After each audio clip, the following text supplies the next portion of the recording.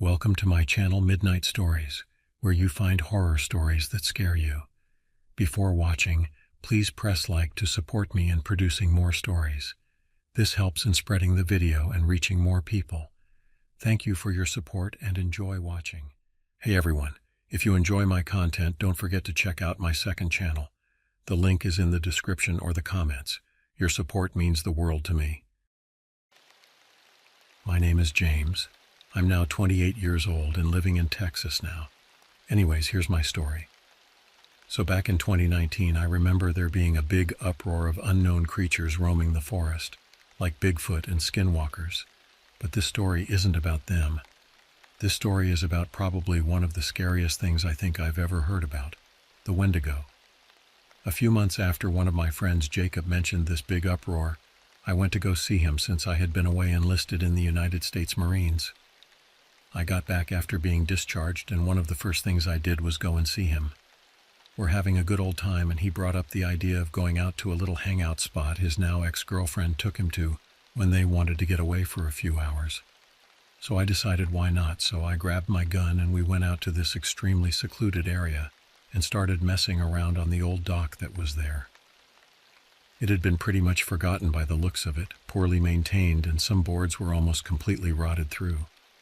So about 30 minutes into our shenanigans, Jacob brought up the topic of the Wendigo. The name sounded a little scary even for me. Curious, I asked him about it. He said that if you went into the woods and said Wendigo 3 times, you would come across the scariest looking thing you've ever seen. Me calling his bluff, I told him to prove it. To this day, I wished I hadn't. We start walking on this little path that lead deep into the thick woods close to the Alabama state line. We walked for maybe 20-ish minutes and decided we were in a good spot.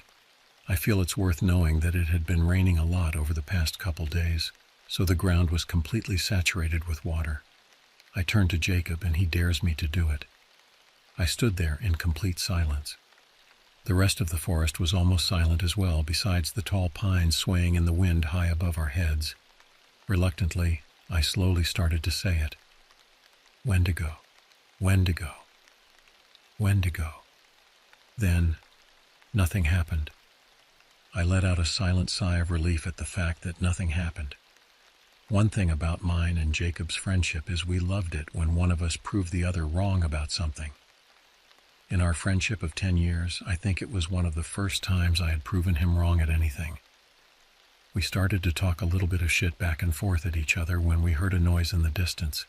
Me still having the reflexes I had from the Marines, I immediately snapped towards the direction of the noise that were just then turning into asterisk noises. Asterisk. I started to move closer to then noises, and then shortly after we saw a few coyotes running across the path about 30 feet in front of us. I breathed another sigh of relief, but that relief didn't last long since I knew something was up. I didn't know what was up at first, but I just knew it was time for me and Jacob to leave. As we turned to leave the woods, all of a sudden, a tall pine tree started to groan and creak as it started to come down. Noticing this, and in a moment of pure instinct, I shoved Jacob forward as the tree came falling through the rest of the branches and landed right in between us. Jacob let out a cry of terror as the tree landed, and I hopped the tree to get to him. I could feel his heart pounding like a drum as I grabbed him by his shirt and yanked him to his feet. He was still terrified and still practically crying as I screamed at the top of my lungs, "Move, Jacob, fucking move now!"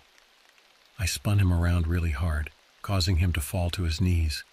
I quickly got him up and we both started to sprint down the path back in the direction we came. I didn't dare look back, and neither did Jacob. I was sprinting through the woods when a familiar sound came from behind me. "Jacob, Jacob, come quick!" It was the sound of Jacob's younger sister, Olivia. He turned and tried to get past me the whole time he was screaming, "Olivia!" I stopped him and said, "Jacob, look at me, it's not her. Do you hear me? It's not her." Just then, another pine tree started to buckle. I saw it just in time to tackle Jacob down to the ground as both of us were nearly crushed. I screamed at Jacob once more, "Go! Get out of here! Go now!" As I was screaming that, I pulled my gun out of my waistband and aimed it down the trail in the direction from whence we came. Jacob made it to the opening of the trail and turned back and noticed I was still aiming my gun down the trail. "Bradley, get out of there! Simon, hurry!" I turned and started sprinting towards him. As I made it into the clearing a good 50 feet, I turned and me and Jacob both saw it. The thing we had ushered into showing itself, the Wendigo. It stood about 9 feet tall on its hind legs. There was practically no meat on its bones. It had really skinny legs and even skinnier arms. Its skin a pale white, almost like a vampire's. But the thing I noticed the most about it were the eyes. A vibrant blue, almost like lightsaber blue for those who have seen Star Wars. Having had enough fear, I raised my gun and fired at the Wendigo. Jacob, not sticking around to see if I had killed it, turned and ran towards the car. I turned and did the same thing as he passed me. That was my first experience with this so-called Wendigo, and I pray almost every night I never have to encounter something that terrifying again.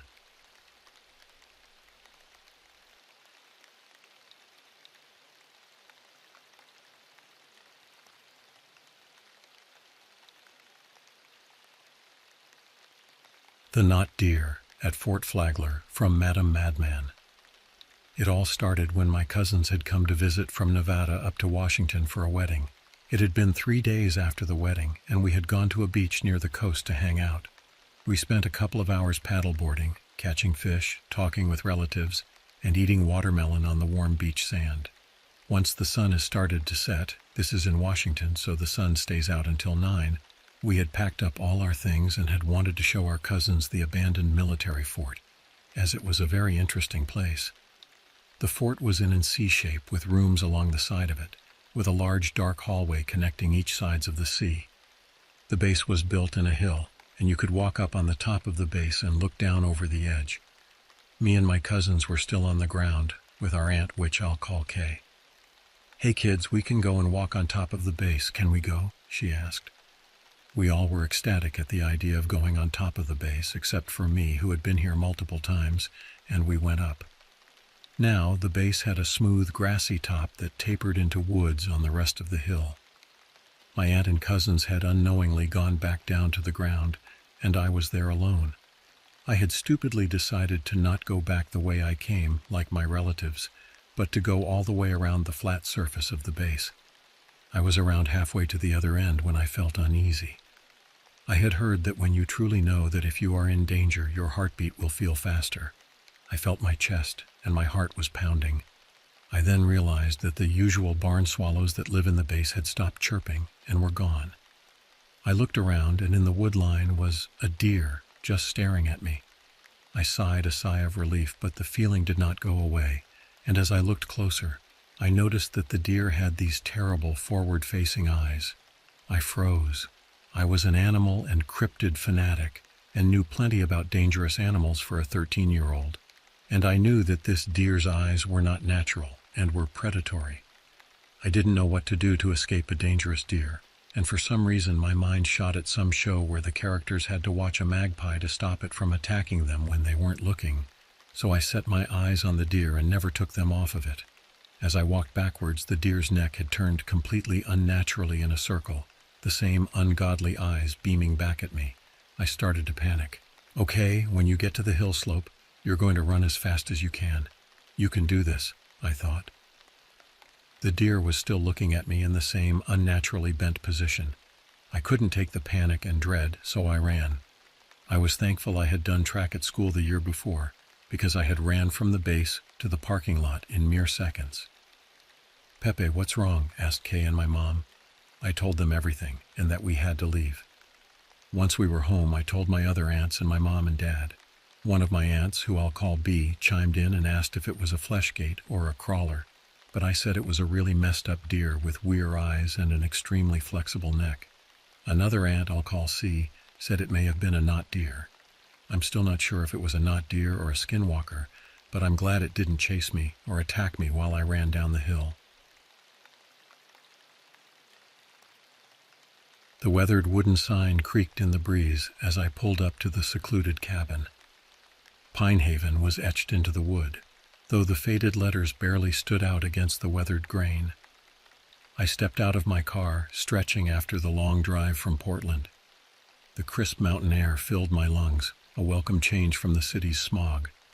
My name is Malachi Atkinson, and at 32 years old, I was in desperate need of this break. 12 years into my career as an IT security specialist, the constant barrage of cyber threats and late-night emergencies had taken their toll. When my boss suggested I use some of my accrued vacation time, I jumped at the chance. The cabin was modest but charming, a single-story structure with a wide porch and large windows overlooking the densely wooded property. Inside, the decor was rustic, with a stone fireplace dominating one wall of the living room. A mounted deer head gazed impassively from above the mantel, its glass eyes seeming to follow me as I explored. I unpacked quickly, eager to settle in and begin my digital detox.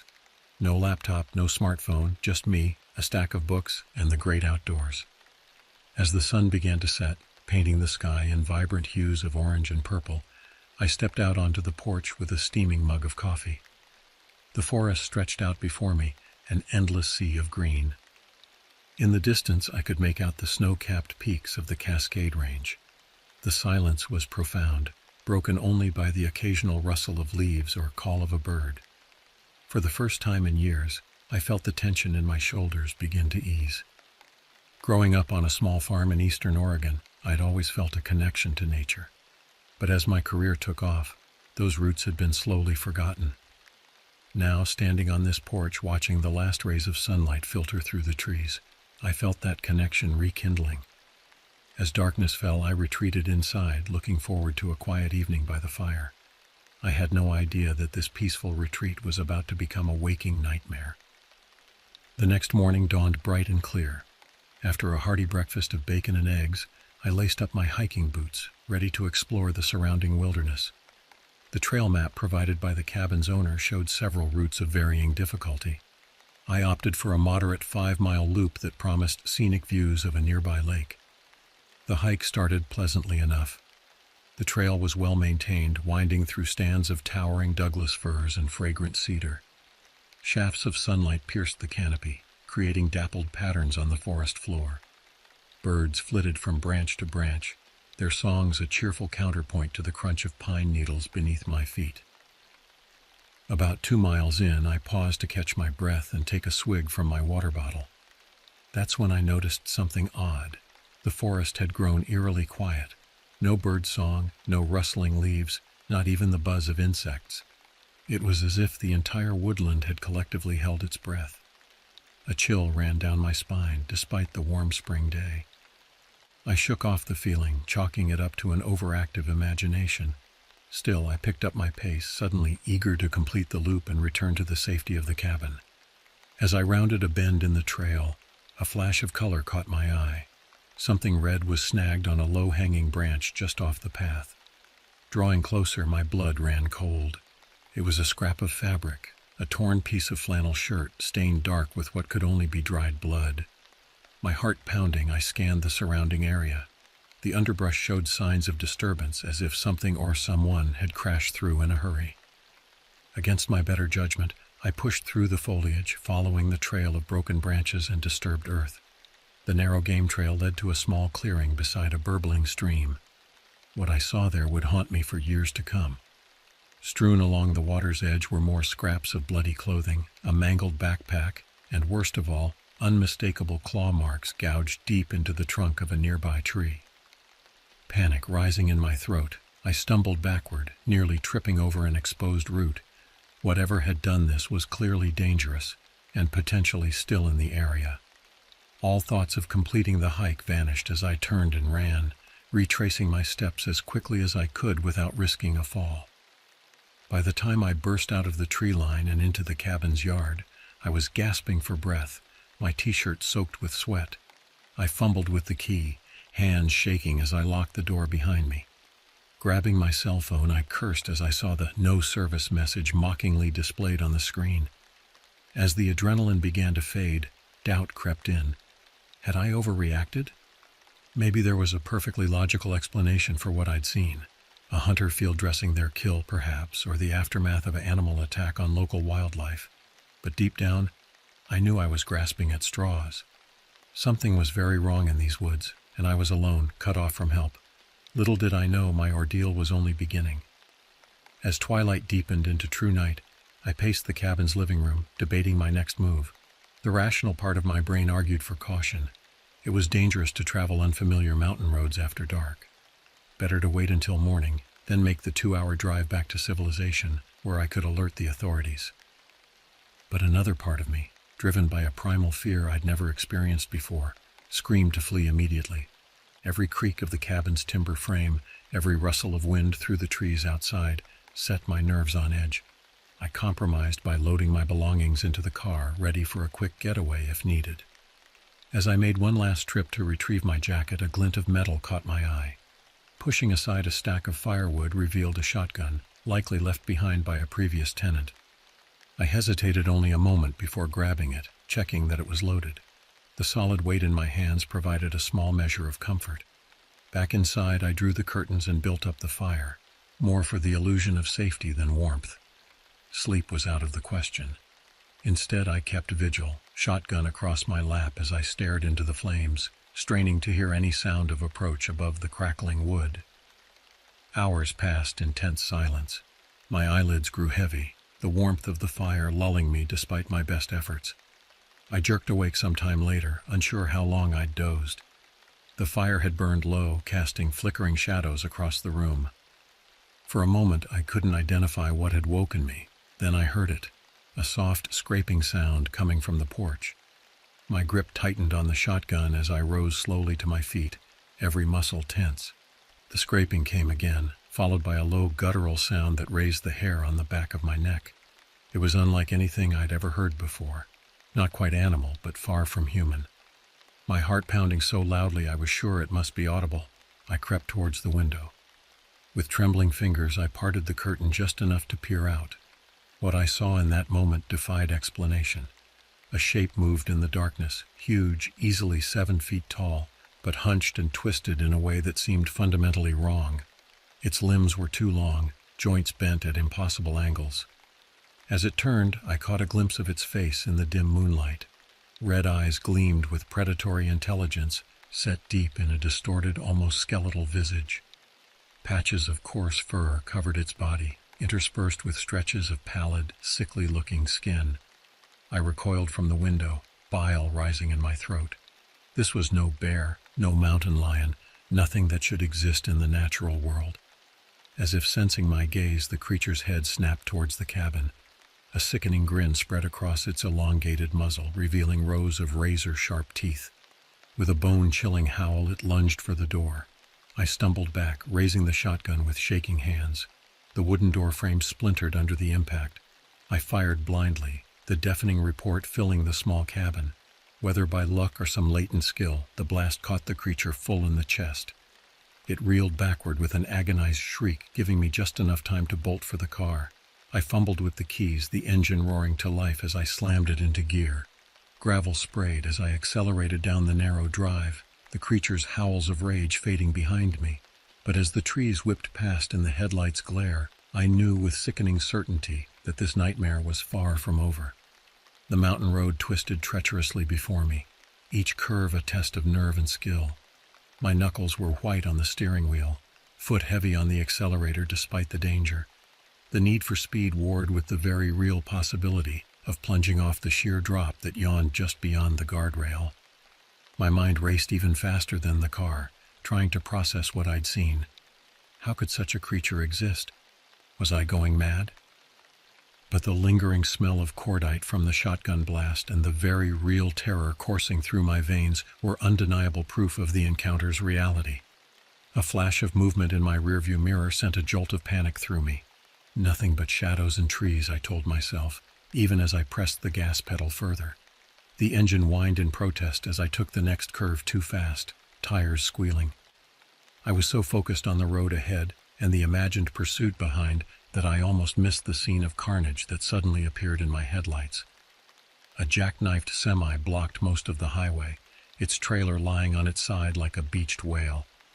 As I slammed on the brakes, skidding to a stop mere feet from the wreckage, my blood ran cold.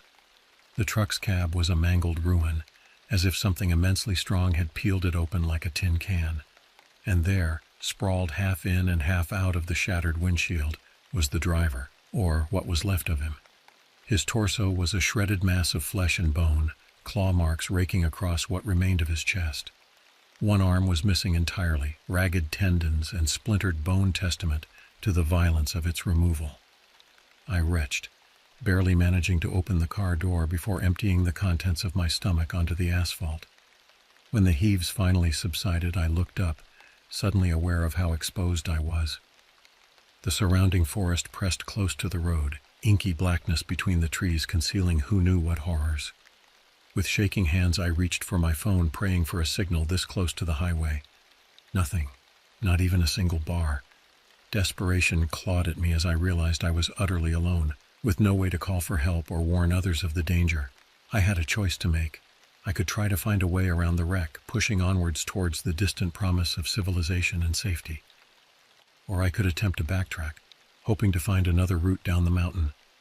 Both options carried the risk of encountering the creature again. Or worse, discovering I wasn't dealing with just one of these monstrosities. As I stood there, paralyzed by indecision, a sound drifted on the night air, a long, mournful howl filled with equal parts hunger and triumph. It was answered by another, then another, a chorus of inhuman voices that spoke of ancient, primal evil. I dove back into my car, slamming the door and fumbling to engage the locks. My breath came in ragged gasps as I tried to think through the haze of terror. I had to warn someone, anyone, about what was happening here. Even if I didn't make it out alive, there needed to be a record. With trembling fingers, I pulled a notepad and pen from the glove compartment. As quickly as I could, I began to write.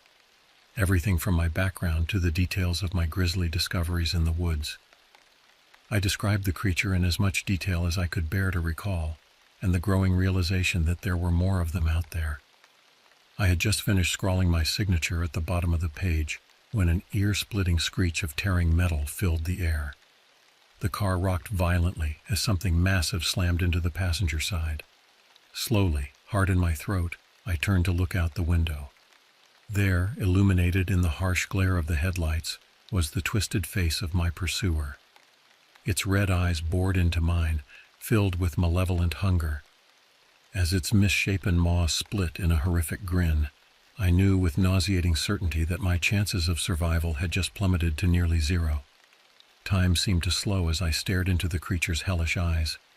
Its claws scrabbled against the car's frame, the sound of rending metal filling the air. In that moment of paralyzed terror, a strange calm washed over me. If this was to be my end, I would not go quietly into the night. With a surge of adrenaline, I slammed the car into reverse. The sudden movement caught the creature off guard, and it lost its grip as I accelerated backwards. Its howl of frustration was cut short as I shifted gears and floored the accelerator, the front bumper catching it squarely in the chest. The impact was bone-jarring. My head snapped forward, then back against the headrest. Through the spiderweb of cracks spreading across my windshield, I saw the creature tumble over the hood and out of sight. I didn't slow down to see if it was truly injured. Instead, I wrenched the steering wheel hard, the tires squealing in protest as I maneuvered around the jackknifed semi. The next few minutes were a blur of hairpin turns and barely avoided collisions. I drove with reckless abandon, knowing that to slow down meant certain death. My hands were slick with sweat on the steering wheel, every muscle tense as I pushed the car to its limits. As I rounded a particularly sharp bend, my headlights illuminated a welcome sight. A gas station, its fluorescent lights a beacon of hope in the darkness.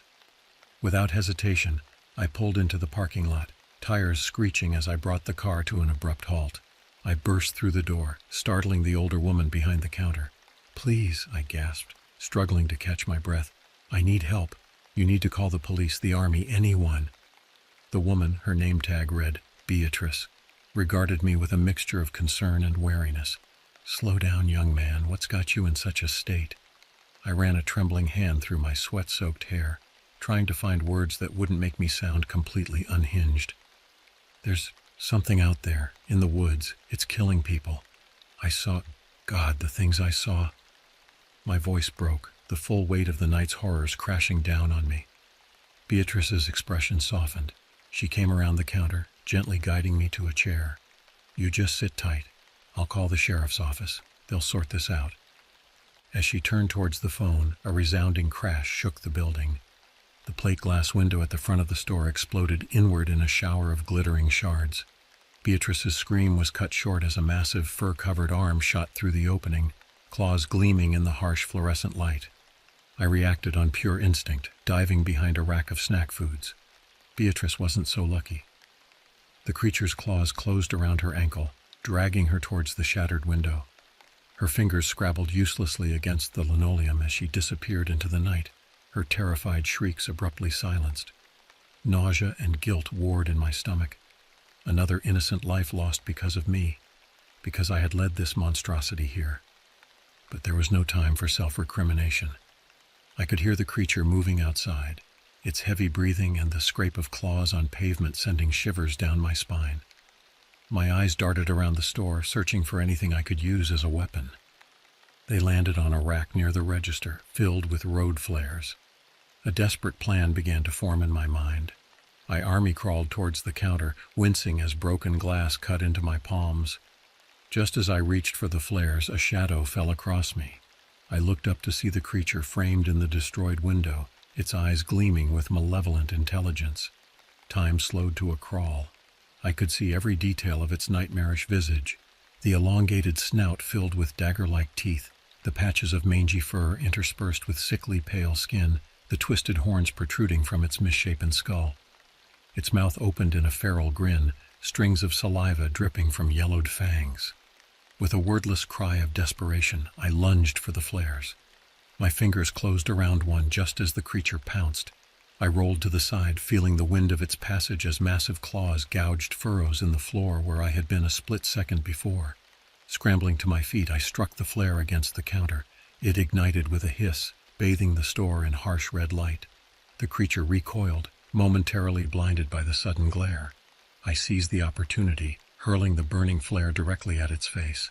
The monster's howl of pain was deafening in the confined space. It thrashed wildly, claws raking the air as it tried to dislodge the sputtering flare now lodged in the matted fur of its shoulder. The acrid stench of burning hair filled the air. I didn't wait to see if the injury was serious. Grabbing a handful more flares, I bolted for the door leading to the back of the store. Behind me, I could hear the creature's enraged roars, punctuated by the sound of shattering glass and tearing metal as it demolished the store in its frenzy. The back room was cluttered with boxes and cleaning supplies. My eyes darted frantically, searching for an exit. There, a fire door, red emergency bar gleaming dully in the dim light. I shouldered it open, stumbling out into the cool night air. I found myself in a small parking area behind the store, surrounded on three sides by dense forest. My car was on the other side of the building, unreachable with the creature between us. I had only moments before it recovered and came after me again. A rusted pickup truck sat in the far corner of the lot, looking like it hadn't moved in years. It was a long shot, but it was my only chance. I sprinted towards it, fumbling with the door handle. By some miracle, it was unlocked. The interior smelled of stale cigarettes and mildew. I bent down, fingers searching desperately beneath the steering column. There, a bundle of wires. I silently thanked a misspent youth and a friend who'd had a penchant for borrowing cars as I stripped the wires with shaking hands. Just as I touched the exposed copper together, producing a shower of sparks, an earth-shaking roar split the night. The creature burst through the back wall of the store in an explosion of splintered wood and twisted metal. Its red eyes locked onto me, blazing with inhuman hatred. The engine coughed once, twice, and then roared to life. I slammed the truck into gear just as the monster charged. Its claws raked across the tailgate as I floored the accelerator, tires spinning on loose gravel before finding purchase. I fishtailed onto the main road, the speedometer climbing rapidly. In the rearview mirror, I could see the creature giving chase, moving with terrifying speed on all fours. But slowly, gradually, it began to fall behind. As the distance between us grew, a hysterical laugh bubbled up from my chest. I had survived. Somehow, against all odds, I had escaped that nightmare. But my elation was short-lived. As my pulse began to slow and the adrenaline ebbed, the full weight of what I'd experienced settled over me like a shroud. The horrors I'd witnessed, the lives lost, they would haunt me forever. And worse, I knew with sickening certainty that this was far from over. Those creatures were still out there, and someone had to stop them. As the first hints of dawn began to lighten the eastern sky, I pressed down harder on the accelerator. I had to find help, had to convince someone to believe my incredible story. The fate of countless innocent lives might depend on it. The lonely highway stretched out before me, leading towards an uncertain future. But one thing was clear: my life would never be the same again. The sun was well above the horizon by the time I reached the outskirts of a small town. My stolen truck, running on fumes, sputtered to a halt outside a weathered police station. I stumbled out, legs weak and shaking from the night's ordeal. The desk sergeant looked up as I burst through the door, his expression quickly shifting from boredom to concern. "Sir, are you all right?" I must have been quite a sight, clothes torn and bloodied, eyes wild with exhaustion and lingering terror. The words tumbled out of me in a rush, a disjointed account of monsters in the woods, mangled bodies, and narrow escapes. As I spoke, the sergeant's face grew increasingly skeptical. When I finally ran out of breath, he said gently, "Son, why don't you sit down? I'll get you some coffee and we'll sort this out." What followed was hours of frustration. More officers arrived, taking my statement, asking the same questions over and over. I could see the disbelief in their eyes, the sidelong glances they exchanged. They were humoring me, waiting for the punchline to what they clearly thought was an elaborate hoax or the ramblings of a madman. "Look," I said for what felt like the 100th time, "I know how it sounds, but I'm telling you, there's something out there. People are dead. That gas station." "We've sent a car out to check the location you described," one of the detectives interrupted. "They'll radio in if they find anything unusual." As if on cue, the radio crackled to life. I leaned forward, heart pounding, certain that now, finally, they would have to believe me. But the hope died as I listened to the report. "Dispatch, this is Unit 14. We're at the gas station. Place looks like it's been closed for months. No signs of any disturbance or, monster attack." The detective raised an eyebrow at me. I shook my head in disbelief. "That's impossible. I was there just hours ago. The woman who worked there, Beatrice." "Son," the detective said, not unkindly, "there hasn't been anyone named Beatrice working at that station for years. It went out of business back in 2019. I slumped in my chair, mind reeling. How could this be? I knew what I had seen, what I had experienced, the terror, the pain, the loss. It had all been real, hadn't it? As the day wore on, my certainty began to waver. Maybe the stress of my job, the isolation of the cabin, had caused some kind of breakdown. But even as I began to doubt my own memories, a part of me remained convinced. The danger was real, whether anyone believed me or not. Eventually, they released me with a warning about filing false reports and a recommendation to seek counseling. I stood on the steps of the police station, feeling utterly lost and alone. My phone, silent for so long in the remote wilderness, suddenly chimed with a barrage of missed calls and messages. Colleagues wondering where I was, why I hadn't returned from vacation as scheduled. My boss, initially concerned, now angry at my unexplained absence. I scrolled through them numbly, the mundane worries of my old life seeming trivial in the face of what I'd experienced. How could I go back to worrying about firewalls and data breaches when I knew what lurked in the shadows of the world? As the sun began to set, painting the sky in shades of orange and purple, a chill ran down my spine. Somewhere out there, the creatures were stirring, preparing to hunt under cover of darkness, and no one believed they existed. In that moment, I made a decision. If the authorities wouldn't act, then it was up to me. I would find proof, irrefutable evidence of the monster's existence. And then, maybe, I could prevent anyone else from suffering the fate of those I'd seen torn apart in the woods. With renewed purpose, I set off down the street. The journey ahead would be long and dangerous, but I was no longer the same man who had driven up to that cabin seeking a peaceful retreat. I was a survivor, and I would not rest until the truth was known. As night fell, I cast one last look at the darkening sky. Somewhere in the distance, I could have sworn I heard the faint echo of an inhuman howl. The hunt was on, but this time I would be the hunter. Weeks passed in a blur of sleepless nights and fruitless investigations. I threw myself into researching similar incidents, scouring newspaper archives and internet forums for any hint that others had encountered the creatures. My apartment walls became a chaotic tapestry of maps, photographs, and scribbled notes connected by a web of red string. I lost my job, of course. Missed deadlines and increasingly erratic behavior saw to that. But I barely noticed. So consumed was I by my quest for answers. Every waking moment was devoted to piecing together the puzzle, driven by the constant fear that with each passing day, more innocent lives were being lost to the monsters lurking in the shadows. My few remaining friends drifted away, concerned by my obsession, but unable to penetrate the wall of secrecy I'd built around myself. I couldn't risk sharing what I knew, not when the stakes were so high. The isolation gnawed at me, but I pushed through, sustained by the conviction that I was the only one who could expose the truth. It was during one of my late-night deep dives into obscure corners of the internet that I stumbled upon a promising lead. A grainy video, shaky and indistinct, but unmistakably showing a creature similar to what I'd encountered. The uploader, using the handle Shadowhunter_85, claimed to have filmed it in the forests of Northern California. Heart-pounding, I reached out via private message. To my surprise, I received a response almost immediately.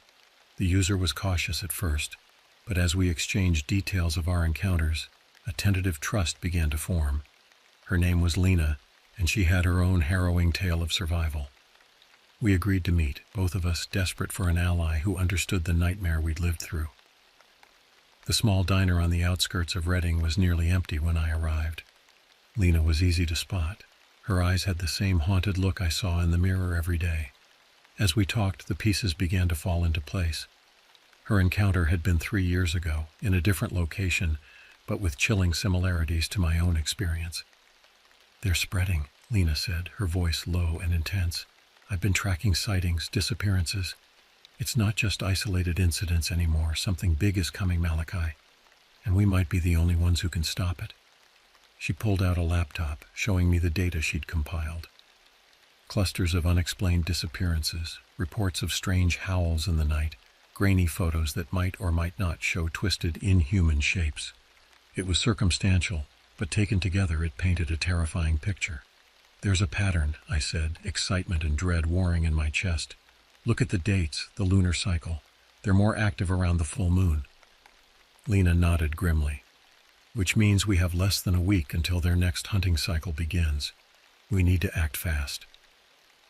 As we pored over maps and formulated plans, a sense of purpose filled me for the first time since that nightmarish encounter in the woods. We were no longer alone in our knowledge of the horrors that stalked the night. Together, perhaps, we stood a chance of exposing the truth and saving countless lives. But even as hope blossomed, a chill ran down my spine. The creatures had proven cunning and ruthless. If they realized we were onto them, there was no telling how they might retaliate. As Lena and I left the diner, I couldn't shake the feeling that we were being watched, that inhuman eyes were following our every move from the deepening shadows. The final confrontation was approaching, and the stakes couldn't be higher. Either we would bring the monsters into the light, or we would join the ranks of their nameless, forgotten victims. As we parted ways, each heading off to make our final preparations, I silently vowed that this time I would not be the prey. Whatever the cost, the truth would be revealed. The full moon hung low and bloated in the sky, casting an eerie glow over the forest. Lena and I crouched in the underbrush, our breath misting in the chill night air. We had chosen this spot carefully, based on our analysis of previous attacks and the creature's hunting patterns. Our plan was simple, if desperate. We would lure one of the monsters into the open, capturing evidence of its existence on the high-resolution cameras we'd set up around the clearing. It was risky, but we were out of options. The authorities remained skeptical, and time was running out. Hours passed in tense silence. Every snapping twig, every rustle of leaves sent a jolt of adrenaline through my system. Beside me, Lena was a statue, her eyes constantly scanning the tree line. It was well past midnight when we heard it. A low, guttural growl that seemed to come from everywhere and nowhere at once. I felt the hairs on the back of my neck stand up, my body instinctively recognizing a predator far deadlier than anything natural evolution had produced. Lena's hand found mine in the darkness, squeezing tightly. This was it, the moment of truth. Either we would finally have our proof, or I didn't let myself finish the thought. A shape detached itself from the shadows at the edge of the clearing. In the moonlight, I could make out the now familiar twisted form, the elongated limbs and hunched posture. Its head swiveled, nostrils flaring as it scented the air. Lena and I held our breath, willing the cameras to capture every detail. The creature took another step into the clearing, and I felt a surge of triumph. We had done it. No one could deny the evidence now. But then everything went horribly wrong. A twig snapped beneath my foot as I shifted position. The creature's head snapped towards us, red eyes gleaming with predatory intelligence. With a bone-chilling howl, it charged. What followed was a blur of violence and terror. We fought with everything we had, the specially prepared weapons we'd brought, the survival skills honed by our previous encounters. But the creature was stronger, faster, driven by an inhuman hunger. I saw Lena fall, heard her scream of pain cut short. Rage and grief gave me a surge of strength, and I managed to drive the monster back, giving myself a moment's respite. As I stood there, bleeding and gasping for breath, a horrible realization dawned. We had been fools. These creatures, these monsters, they were not some newly discovered species. They were something far older, far more terrifying. Flashes of half-remembered folklore and myth raced through my mind. Werewolves, skinwalkers, wendigos. Every culture had its stories of humans transformed into bestial predators. We had dismissed them as superstition, but the truth had been there all along, hiding in plain sight. The creature circled me, lips pulled back in a snarl that was almost a grin. In its eyes I saw not just hunger, but a twisted kind of recognition. It knew what I had realized, and it was savoring the moment. As it tensed to spring, I closed my eyes, offering a silent apology to all those I had failed to save. At least now, with the cameras running, the truth would finally come to light. Others would take up the fight, armed with the knowledge we had paid for in blood. The monster's howl of triumph turned to a yelp of pain. My eyes snapped open to see Lena, bloodied but alive, emptying her pistol into the creature's back. It thrashed and howled, black ichor spurting from its wounds. With a final titanic effort, I raised my own weapon and fired. The shot caught the monster square between its glowing red eyes. It collapsed, twitching, then lay still. Lena and I clung to each other, hardly daring to believe we had survived. As the adrenaline faded, the full weight of what we had discovered settled over us. This wasn't the end. It was only the beginning. Dawn was breaking as we limped out of the forest, battered and forever changed. We had our proof now, captured on camera for all the world to see. But we also had a burden of knowledge that could never be unlearned. The monsters were real. They walked among us, hidden in plain sight until the moon's pull revealed their true nature. And now that we knew the truth, we could never again close our eyes to the horrors that lurked in the shadows.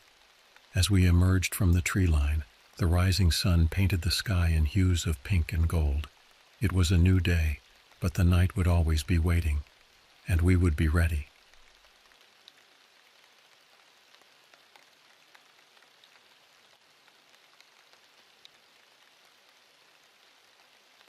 The dashboard clock read 6:47 p.m. as I guided my weathered RV down the winding road toward Lake Shasta. Golden hour sunlight filtered through the pines, casting long shadows across the asphalt. I'd been on the road for months, chasing solitude and adventure across the American wilderness, but something about this place felt different. A tingling anticipation mixed with an inexplicable unease. I'm Daniel Reyes, 40 years old, and what I'm about to tell you defies rational explanation.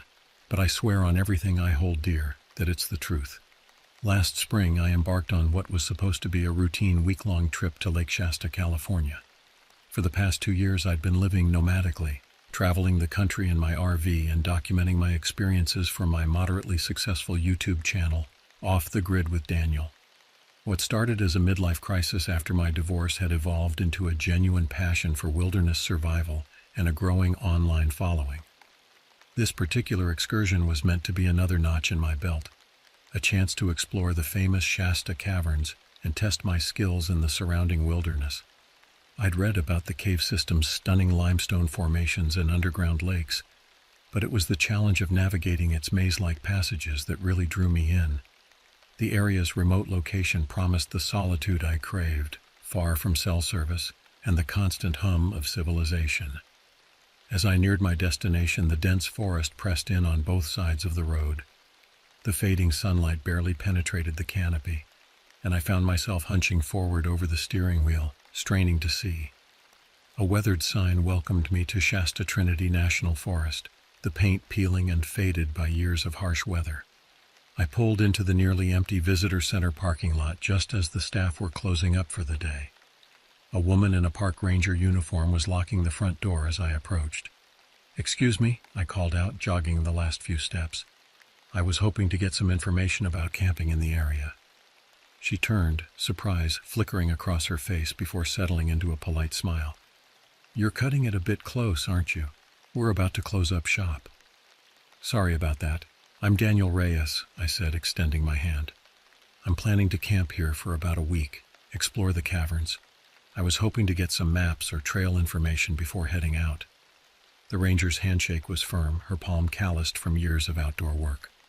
"Maggie Coates," she replied, "local historian and de facto welcoming committee."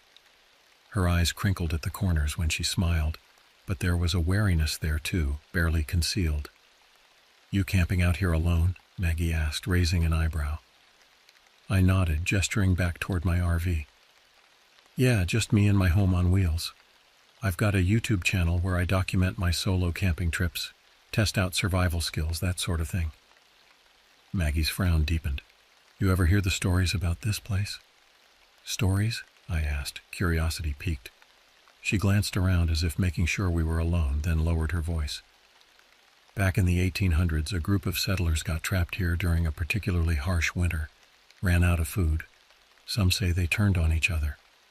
She paused, her gaze drifting toward the darkening forest. "People talk about something that came out of those caves after that winter, something that wasn't quite human anymore." I couldn't help but chuckle. "Sounds like prime material for my channel. Maybe I'll do a spooky campfire story video." Maggie didn't laugh. "It's all nonsense, of course," she said, but her tone suggested otherwise. "But I wouldn't stay out after dark if I were you. These woods can play tricks on your mind, especially when you're alone." I assured her I'd be careful, but I could tell from her tight smile that she knew I wouldn't heed her warning. After providing me with a map and some basic safety information, Maggie bid me goodnight and drove off, leaving me alone in the rapidly dimming parking lot. As I made my way back to the RV, a cool breeze rustled through the trees, carrying with it the earthy scent of decaying leaves and damp soil. I couldn't shake the feeling that I was being watched, unseen eyes tracking my every move from the depths of the forest. I shook my head, trying to dispel the creeping unease. I was letting Maggie's stories get to me, nothing more. I'd spent countless nights alone in the wilderness. This was no different. But as I fired up the RV's engine and pulled out of the lot, heading deeper into the forest toward my intended campsite, a nagging voice in the back of my mind whispered that maybe, just maybe, I was wrong. Maybe this time I had bitten off more than I could chew.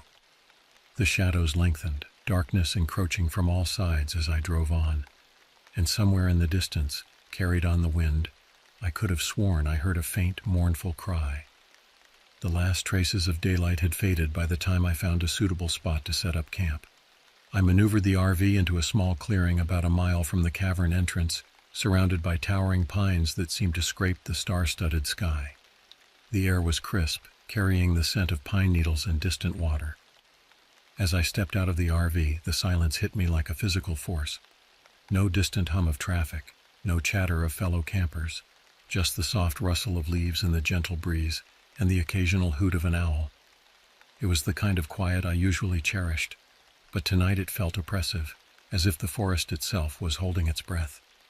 I shook off the feeling and set about making camp. Years of experience had honed my routine to efficient precision. Within an hour, I had a small fire crackling, camp chairs set up, and my filming equipment ready for the morning. I even strung up some solar-powered fairy lights between the trees, partly for ambiance and partly to ward off the encroaching darkness. As I sat by the fire, warming my hands and planning the next day's hike, a twig snapped in the darkness beyond the firelight. I jerked my head up, scanning the shadows. Nothing moved. Probably just a deer, I told myself, but I couldn't shake the prickling sensation at the back of my neck. I cleared my throat, suddenly aware of how loud my breathing sounded in the stillness. "Hello?" I called out, immediately feeling foolish.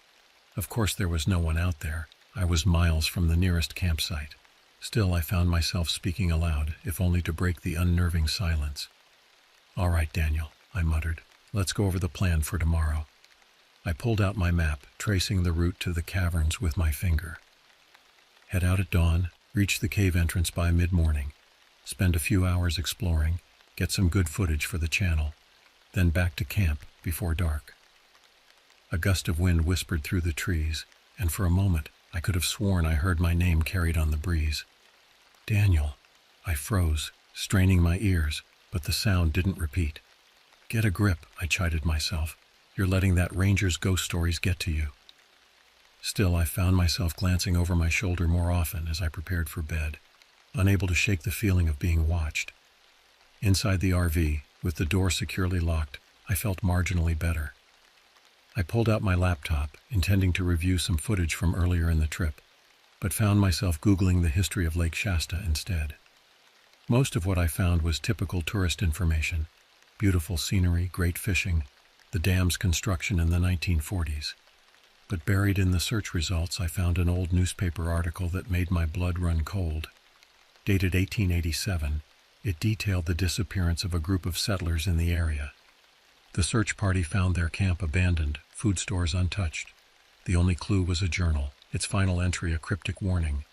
"It watches us now. It waits for us to fall apart." I slammed the laptop shut, my heart racing. It was just a coincidence, I told myself. Old settlements in remote areas often fell victim to harsh winters or disease. There was nothing supernatural about it.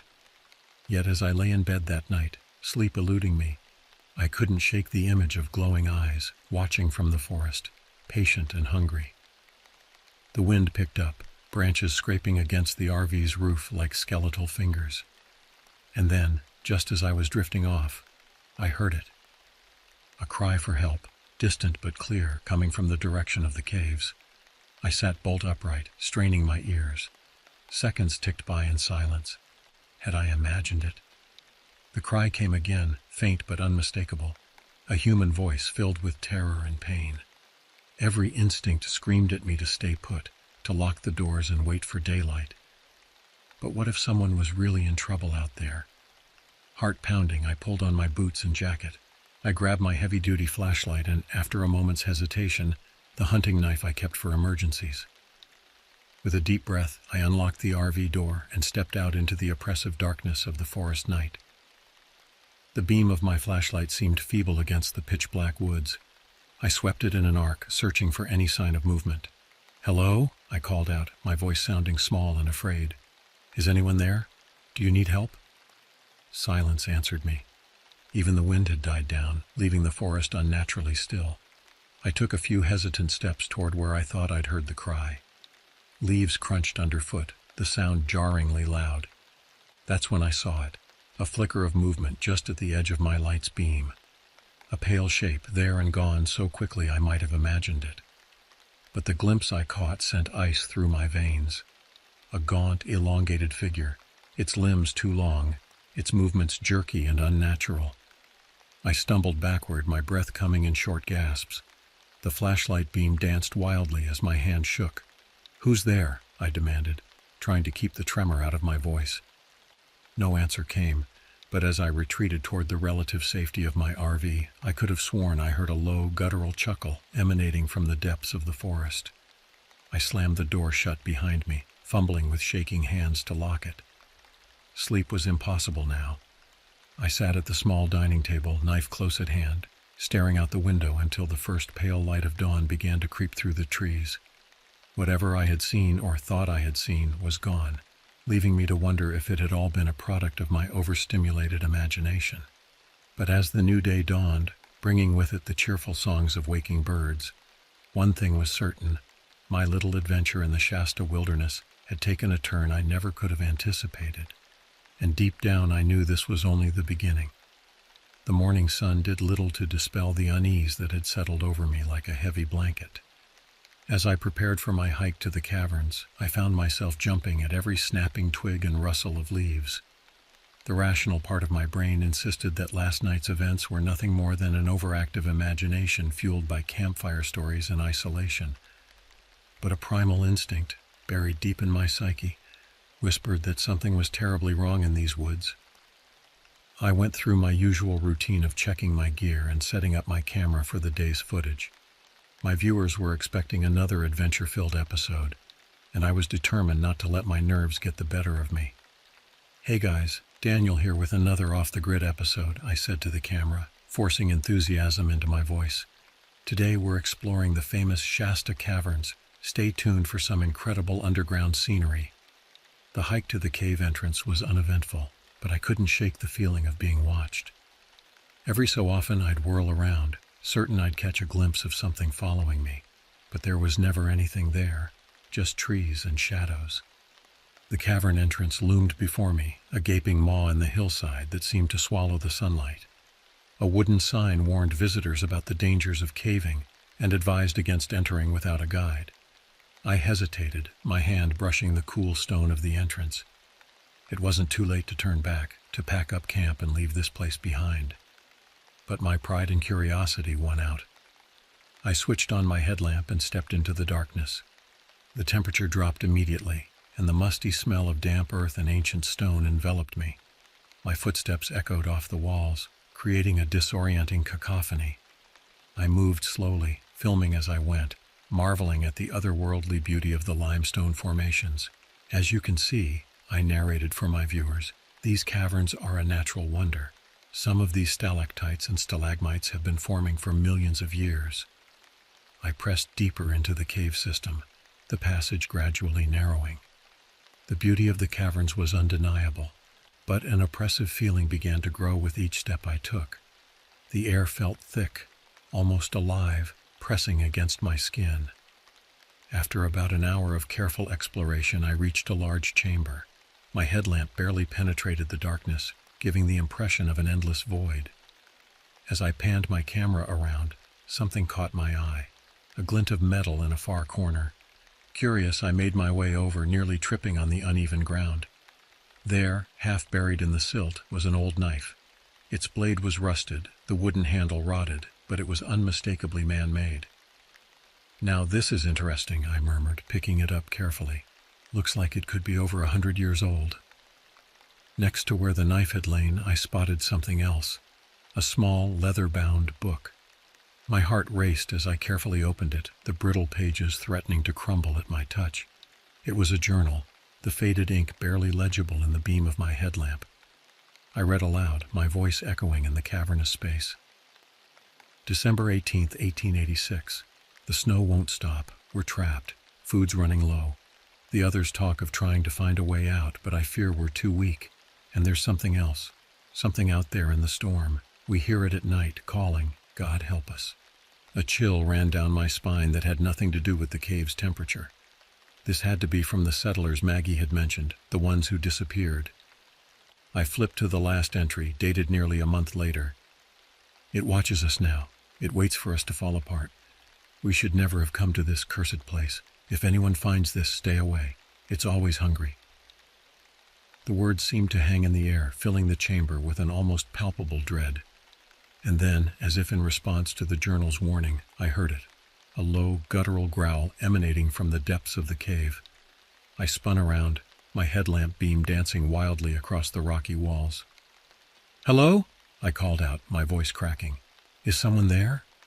The growl came again, closer this time, accompanied by the sound of something large moving in the darkness just beyond my light's reach. Panic seized me. I shoved the journal into my backpack and bolted for the passage I'd come through. I ran blindly, my headlamp bouncing erratically, casting nightmarish shadows on the cave walls. The sound of pursuit echoed behind me, a rhythmic thudding punctuated by that inhuman growl. I burst out of the cave entrance, gasping for air, the bright sunlight momentarily blinding me. I didn't stop running until I reached a small clearing, my lungs burning. Only then did I dare to look back.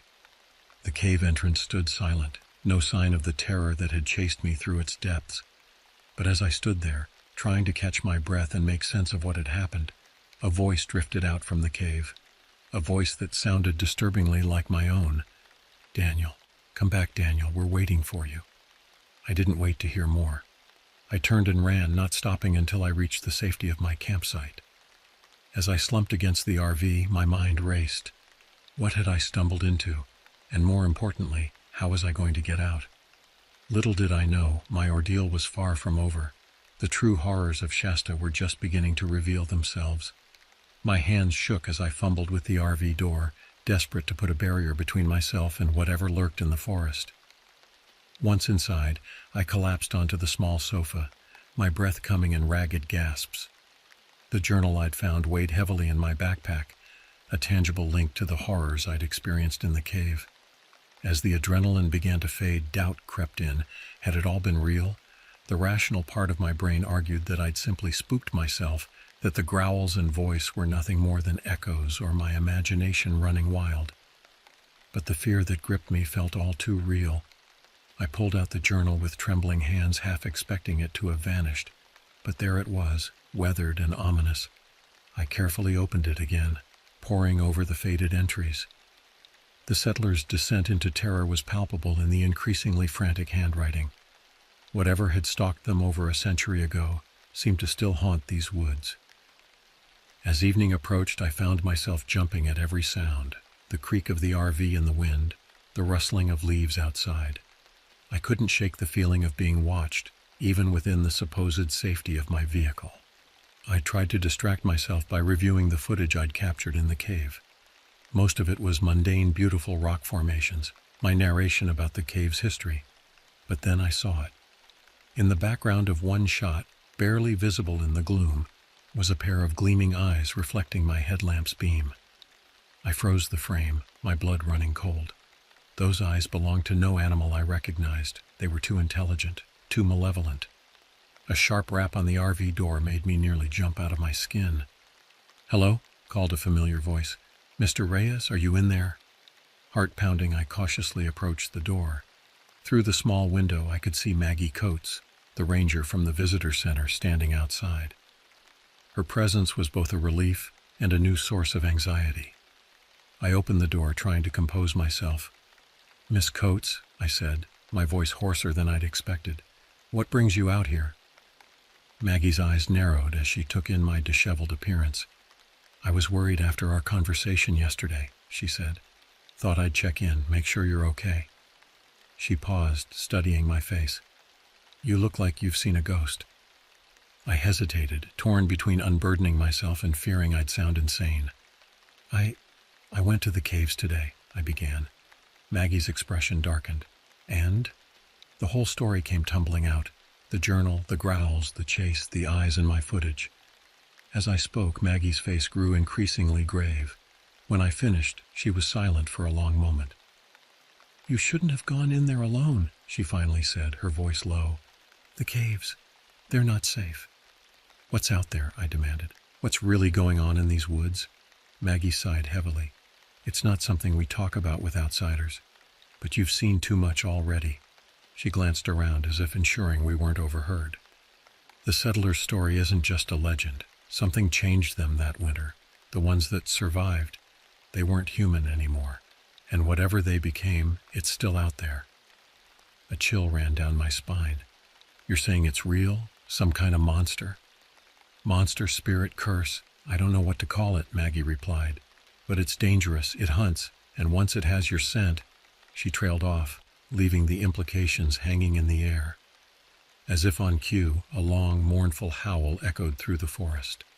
It was unlike anything I'd ever heard. Part wolf, part human scream. Maggie's face went pale. "You need to leave," she said urgently. "Pack up and go now. Don't stop until you're miles away from here." "But my footage, my channel," I began. "Forget the footage," Maggie snapped. "This is about survival now. It's hunting you, Mr. Reyes, and it won't stop until it has you." Another howl, closer this time.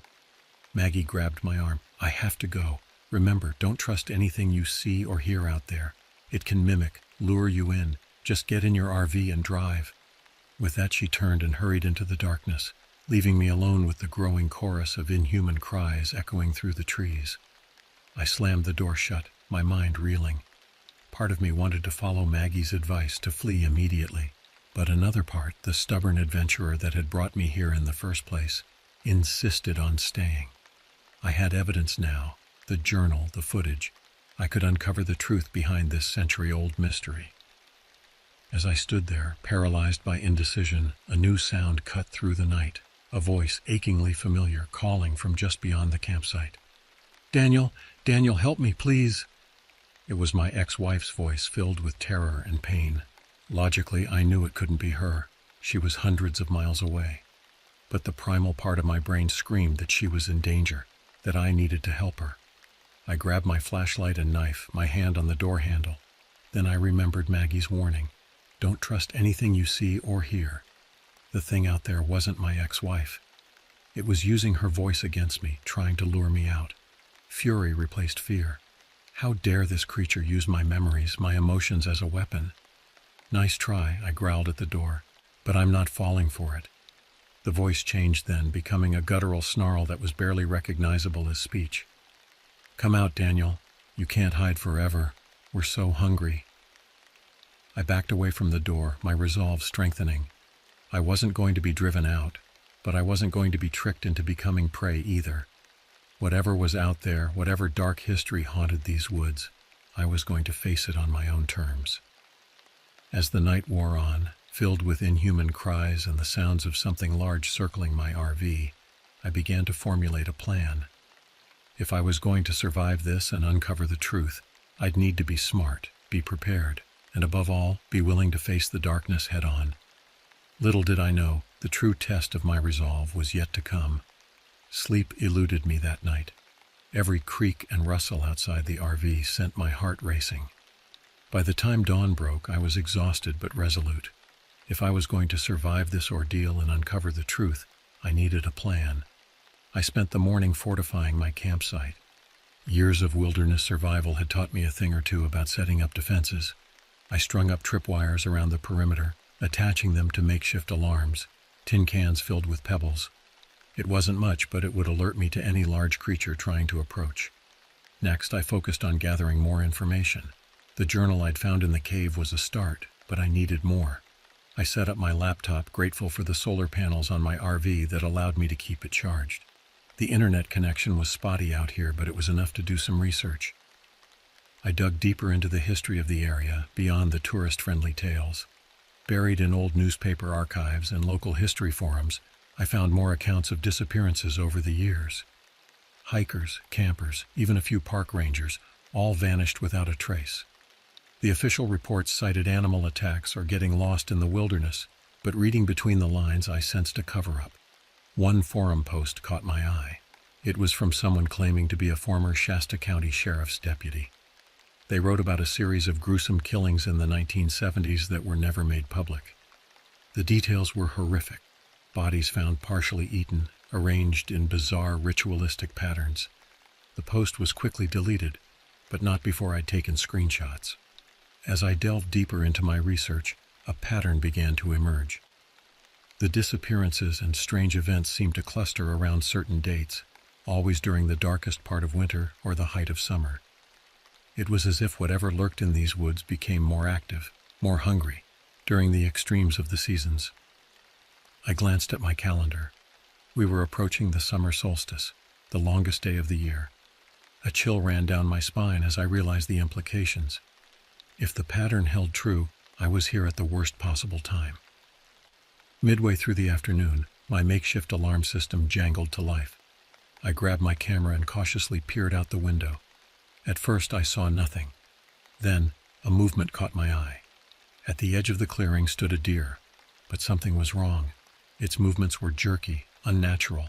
As it turned its head toward the RV, I had to stifle a scream. Where its eyes should have been were empty, weeping sockets. I fumbled with my camera, desperate to capture evidence of what I was seeing. But by the time I got it recording, the deer was gone. All that remained was a strange, elongated footprint in the soft earth where it had stood. My hands shook as I played back the footage. There was nothing, just an empty clearing. Whatever that thing was, it didn't show up on camera. I was beginning to understand why no one had hard evidence of the creature's existence. As evening approached, I steeled myself for another long night. I double-checked my defenses, made sure my knife was within reach, and settled in to review my notes and footage. That's when I heard it, a soft tapping on the roof of the RV. Tap, tap, tap, like someone gently knocking, asking to be let in. I held my breath, willing it to stop. Instead, a voice drifted down, my own voice but distorted, wrong. "Daniel," it crooned, "why do you hide from us? We only want to talk, to show you the truth." I clamped my hands over my ears, but it didn't help. The voice seemed to be inside my head now. "You're so close to understanding," it continued. "Just open the door, let us in. We can show you wonders beyond your imagination." Part of me, a small, traitorous part, wanted to obey, to unlock the door and face whatever waited outside. But I remembered Maggie's warning, "Don't trust anything you see or hear." "No," I growled through clenched teeth. "You're not real. Leave me alone." A hiss of frustration, then silence. The presence on the roof was gone, but I knew it hadn't gone far.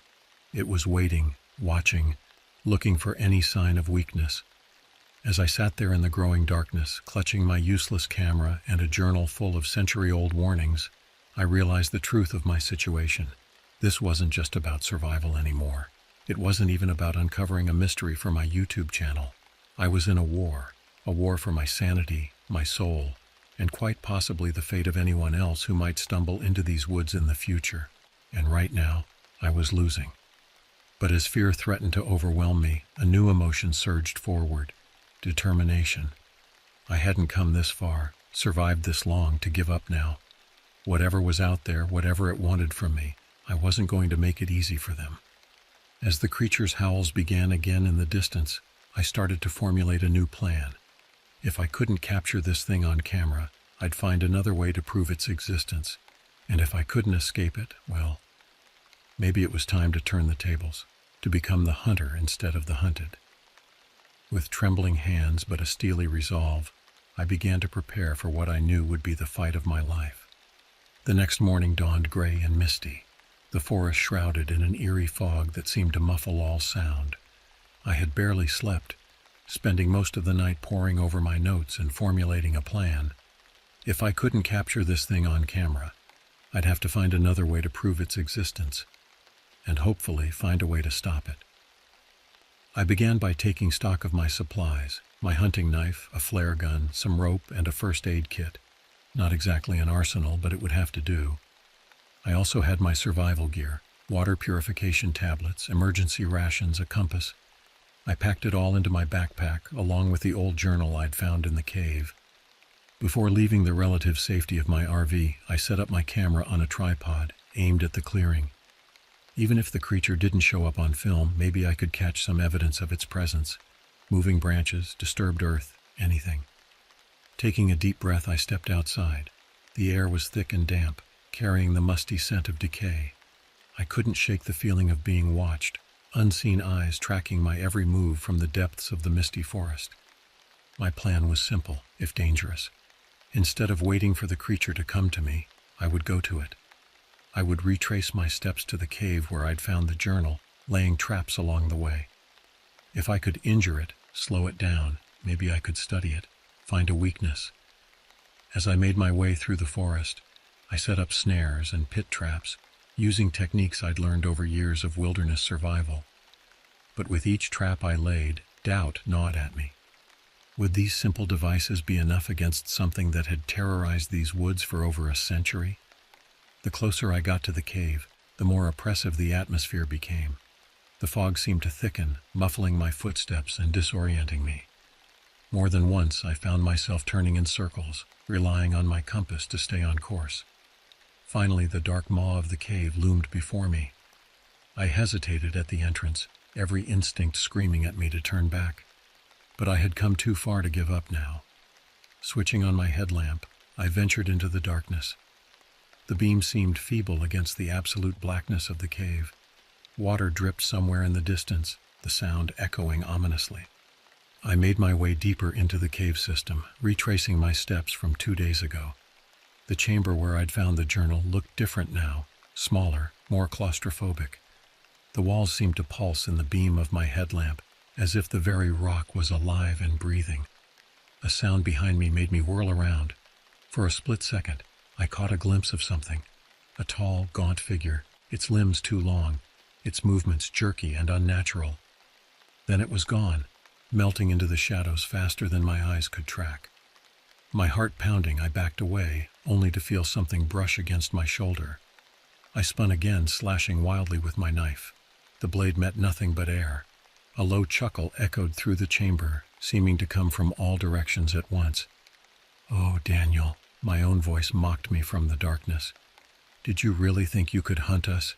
We've been hunting your kind for longer than you can imagine." I gripped my knife tighter, trying to control my ragged breathing. "What are you?" I demanded. "What do you want?" "Want?"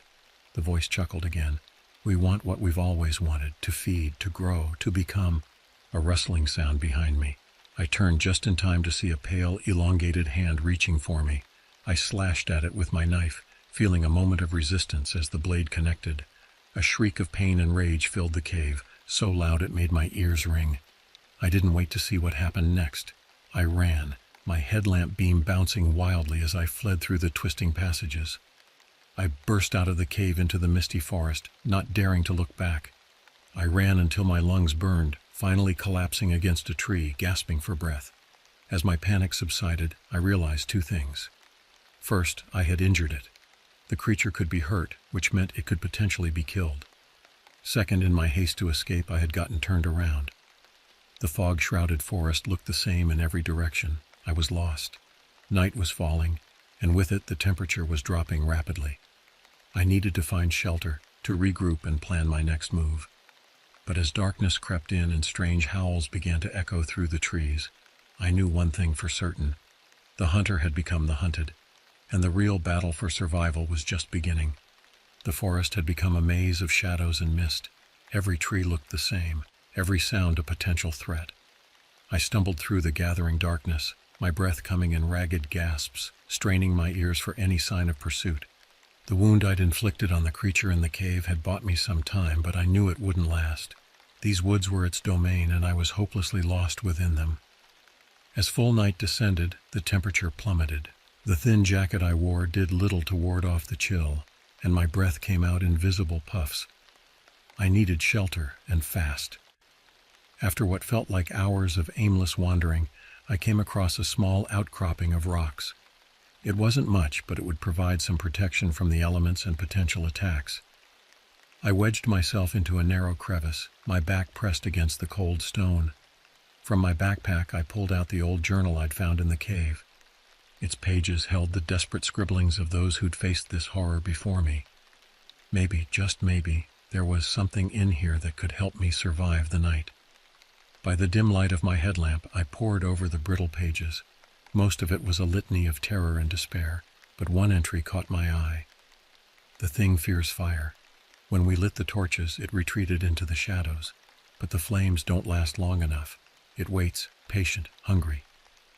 Fire. Of course, it was a primal defense against predators, and apparently it worked on this creature too, but starting a fire would also give away my position.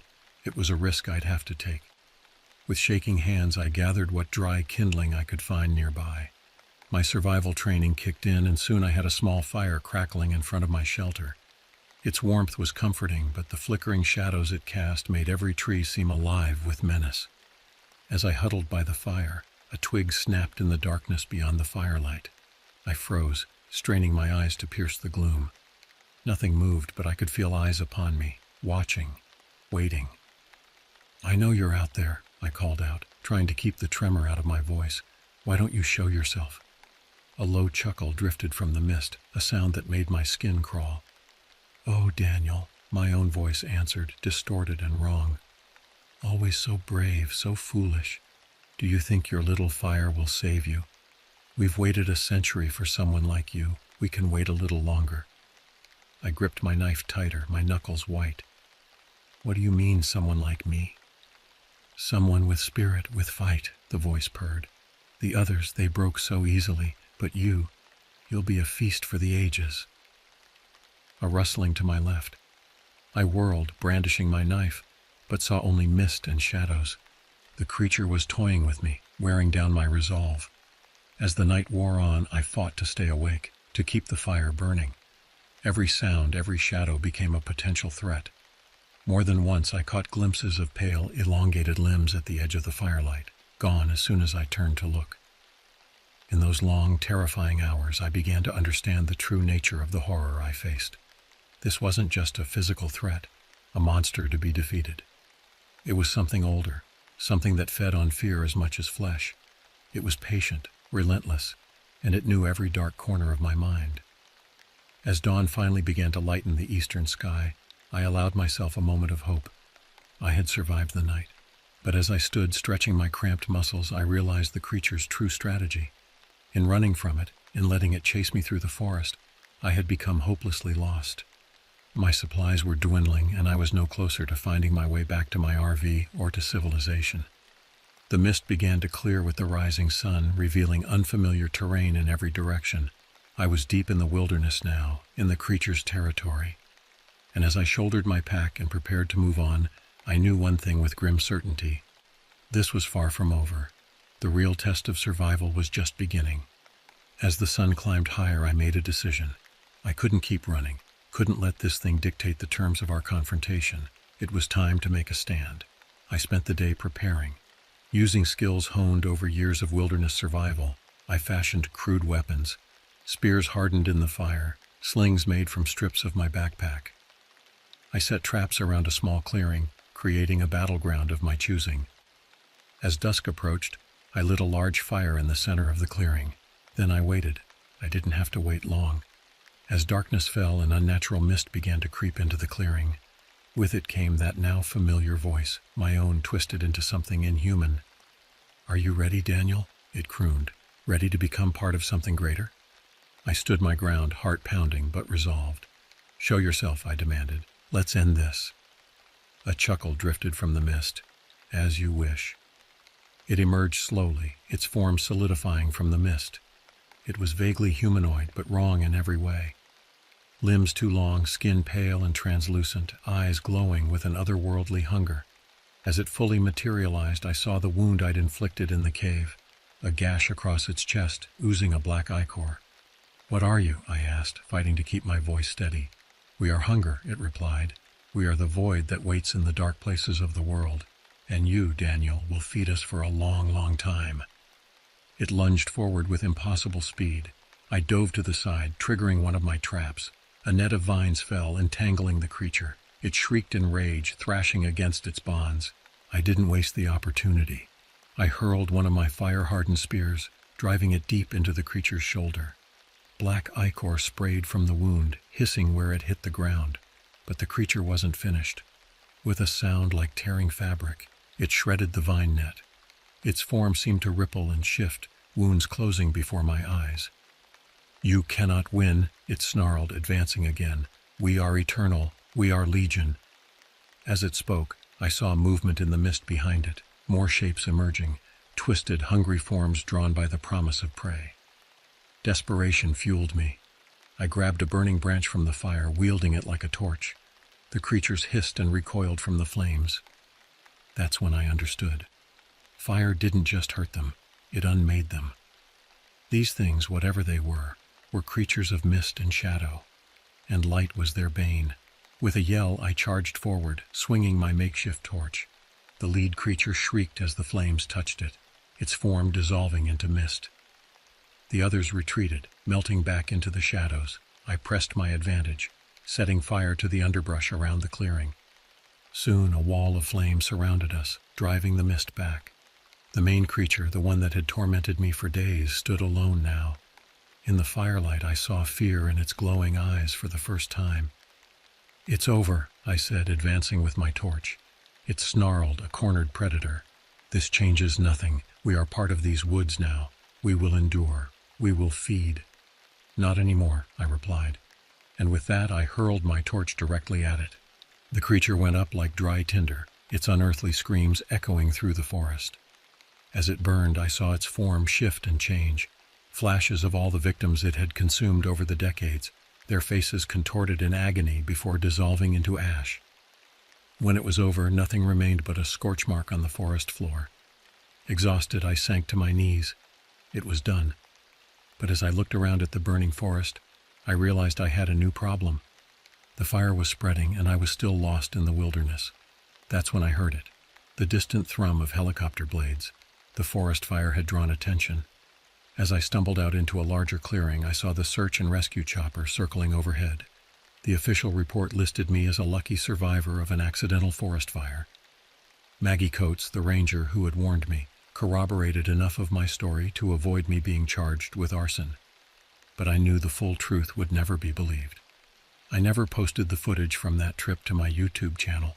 Some mysteries, I realized, are better left unsolved. But I kept the journal I found in the cave, a reminder of the thin line between our world and the dark things that lurk just out of sight. Sometimes on dark nights I still hear that voice, my voice, calling from the shadows. And I wonder, did I really defeat the horror in those woods? Or did I just become part of a larger, older cycle? One thing I know for certain, I'll never look at a forest the same way again, because now I know what waits in the mist, patient and hungry, for those who wander too far from the light.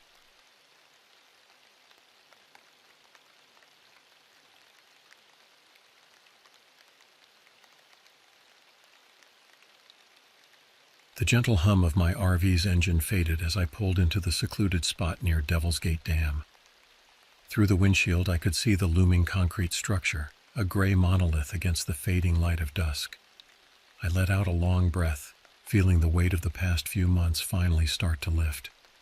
My name is Elliot Graves, and at 42, I never expected to find myself unemployed and living out of a recreational vehicle. But life has a way of throwing curveballs, and my recent layoff from the tech company where I'd worked for over a decade had been a doozy. As I stepped out of the RV, the warm California air enveloped me. The scent of dry grass and distant water filled my nostrils. I stretched, working out the kinks from the long drive, and took in my surroundings.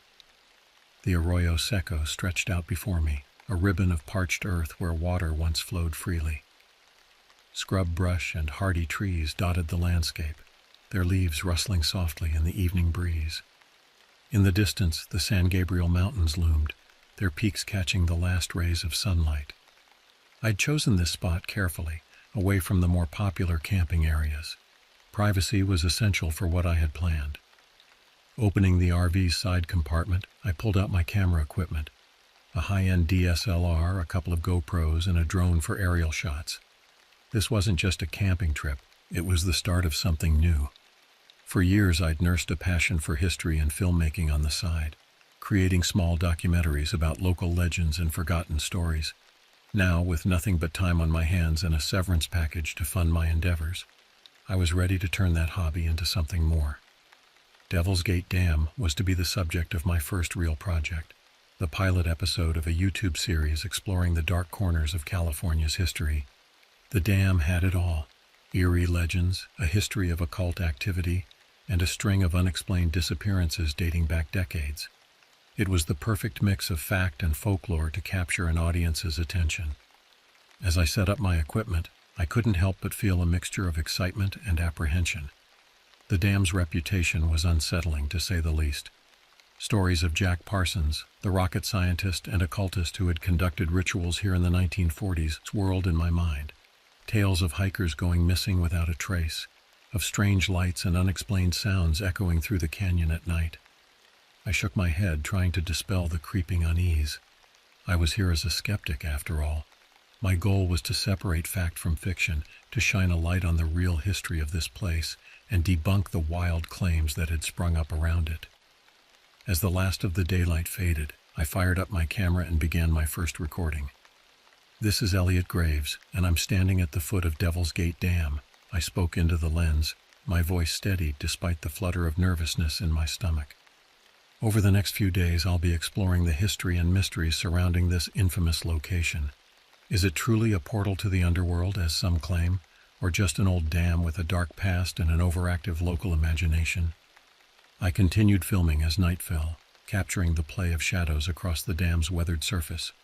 The concrete structure seemed to absorb the darkness, becoming a black void against the star-studded sky. As I wrapped up the evening shoot, a sudden chill ran down my spine. For a moment I could have sworn I heard something, a whisper on the wind, too faint to make out but undeniably there. I turned, scanning the darkness, but saw nothing but the silent landscape. Shaking off the feeling, I packed up my gear and headed back to the RV. It was just my imagination, I told myself.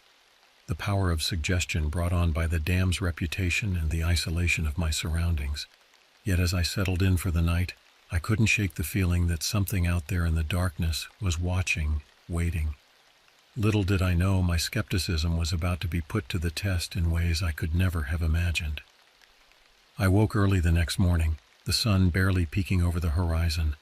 The air was crisp, carrying the scent of sage and chaparral. As I stepped out of the RV, stretching my stiff muscles, I noticed how quiet it was. No birdsong, no rustling of small animals in the underbrush. Just an eerie stillness that seemed to blanket the entire area. Shaking off my unease, I set about making breakfast and planning my day. I spread my research materials across the small fold-out table. Old newspaper clippings, printouts of online articles, and a worn topographical map of the area. My fingers traced the contours of the map, following the line of the Arroyo Seco to where it intersected with the dam. As I sipped my coffee, I reviewed my notes on the dam's history. Constructed in 1920, Devil's Gate Dam was the first flood-control dam in Los Angeles County. Its name came from a rock formation nearby that resembled a horned devil, a formation that was now submerged beneath the reservoir. But it wasn't the dam's official history that had drawn me here. It was the darker stories, the whispered legends that had grown around this place over the decades. I pulled out a yellowed newspaper clipping from 1956. Fourth child vanishes near Devil's Gate. Police baffled. The article detailed the disappearance of a 10-year-old boy, the fourth child to go missing in the area in less than 2 years. Despite extensive searches, no trace of any of the children had ever been found. I frowned, tapping my pen against the table. These disappearances were often linked in local lore to the occult activities of Jack Parsons, the brilliant but troubled rocket scientist who had conducted rituals in the area in the 1940s. Parsons, along with L. Ron Hubbard, yes, that L. Ron Hubbard, had performed something they called the Babylon Working, a series of rituals intended to summon a divine feminine being. It all sounded like so much pseudoscientific nonsense to me, but I couldn't deny the persistent rumors of strange occurrences in the area since those rituals.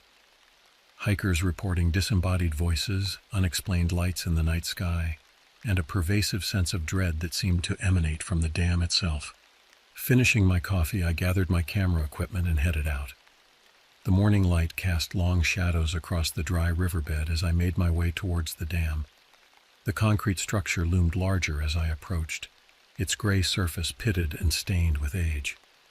I set up my camera and began filming, providing a detailed description of the dam and its surroundings for my future audience. As I spoke, I couldn't shake the feeling that I was being watched.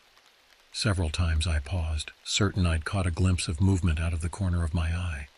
But each time I turned to look, there was nothing there but rocks and scrub brush.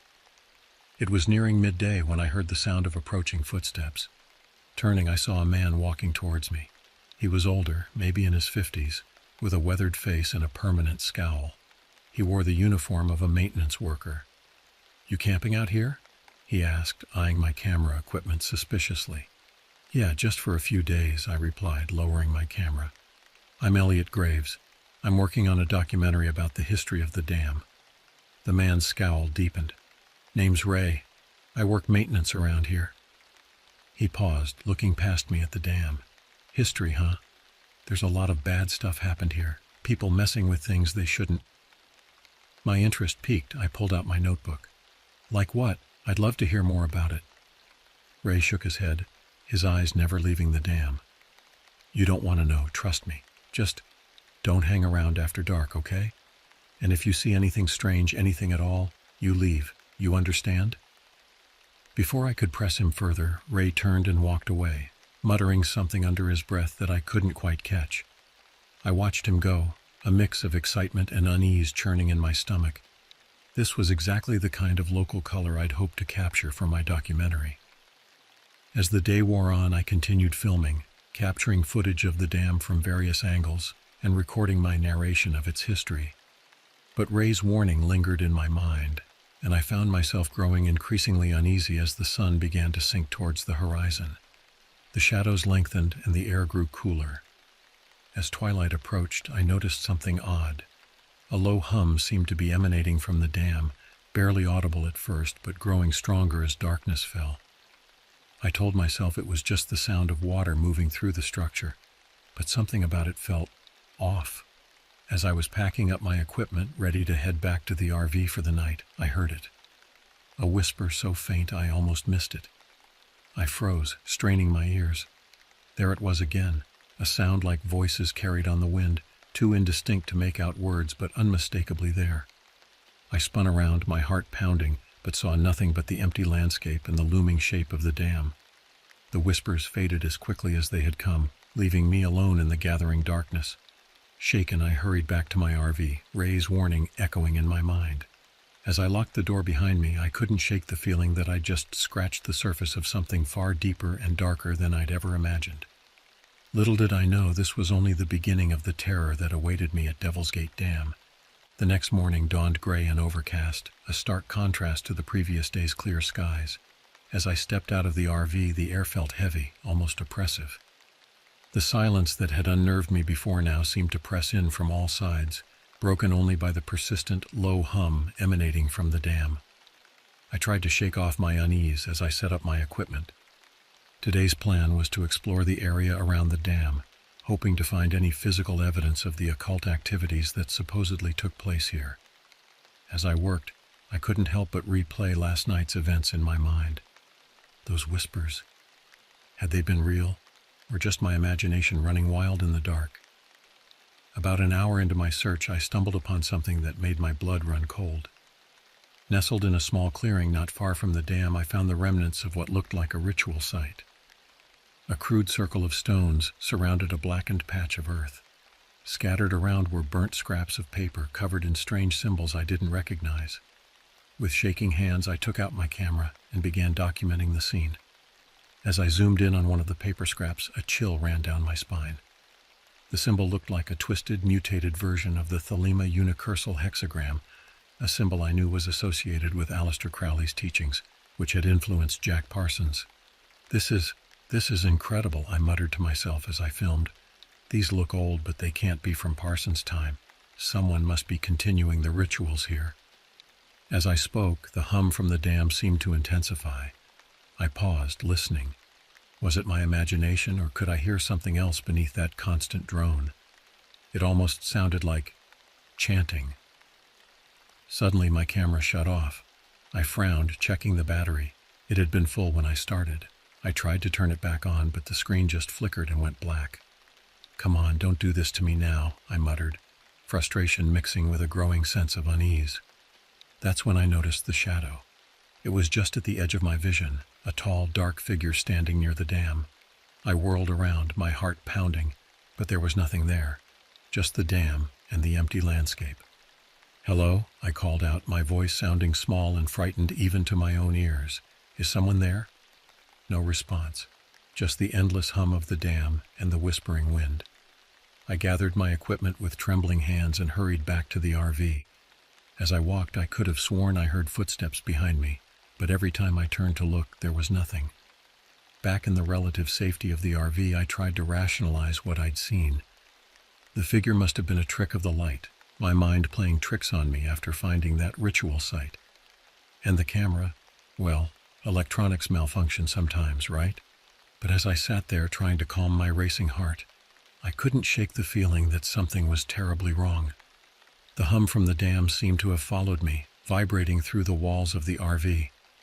And underneath it, I could still hear those whispers, growing louder by the moment. I spent the rest of the day inside, poring over my research notes, trying to find some logical explanation for what was happening. As night fell, the whispers grew more insistent. They weren't just random sounds anymore. They were saying my name. "Elliot," they called over and over in a dozen different voices. "Elliot, come to us." I huddled in my bed, hands pressed over my ears, but it didn't help. The voices were inside my head now, calling to me, beckoning me to the dam. At some point, exhaustion must have overtaken me because the next thing I knew, it was morning. or so I thought. I found myself standing at the edge of the dam, my feet bare and wet, clutching the burnt scraps of paper I'd found earlier. I had no memory of leaving the RV, no idea how long I'd been out here. The sky above was a strange twilight gray, not quite night, but far from day. Heart pounding, I looked around, trying to piece together what had happened. The dam looked different in this strange half-light, darker somehow, more alive. My camera sat on a nearby rock, its lens pointed directly at me. With trembling hands, I picked it up and rewound the footage. What I saw made my stomach turn. The video showed me walking towards the dam in the middle of the night, my face blank and expressionless. At one point, I turned to look directly at the camera. My eyes were empty sockets, black and bottomless, and my mouth was twisted into a smile that wasn't my own. I dropped the camera, stumbling backward. This couldn't be real. It had to be some kind of nightmare. But the chill of the morning air and the damp earth beneath my feet told me this was all too real. As the realization of what was happening began to sink in, panic clawed at my throat. I had to get out of here, now. I turned to run back to the RV, but froze in my tracks. There, blocking my path, stood the shadow figure I'd glimpsed before. But now, in this strange twilight, I could see it clearly. It was tall, inhumanly so, its form rippling like smoke. Where its face should have been, there was only a swirling void. It raised a hand, pointing towards the dam. The meaning was clear. Come. No, I whispered, my voice hoarse with fear. Leave me alone. The figure took a step forward, and I felt the world tilt around me. The whispers returned, louder than ever, drowning out everything else. They filled my head, threatening to shatter my sanity. In that moment, driven by blind terror, I did the only thing I could think of. I turned and ran, not towards the RV, but towards the dam itself. Somehow I knew that the answers I sought, and perhaps my only chance of escape, lay within its dark, foreboding structure. As I plunged into the shadows of Devil's Gate Dam, I had no idea if I would ever emerge again. But I knew one thing for certain. The horror I had come to document had become all too real, and it was far from over. My feet pounded against the damp concrete as I ran into the shadows of Devil's Gate Dam. The air grew colder, heavier, as if the very atmosphere was trying to push me back. But I couldn't stop. The whispers pursued me, a cacophony of voices urging me deeper into the structure. The dam's interior was a maze of narrow passageways and steep staircases.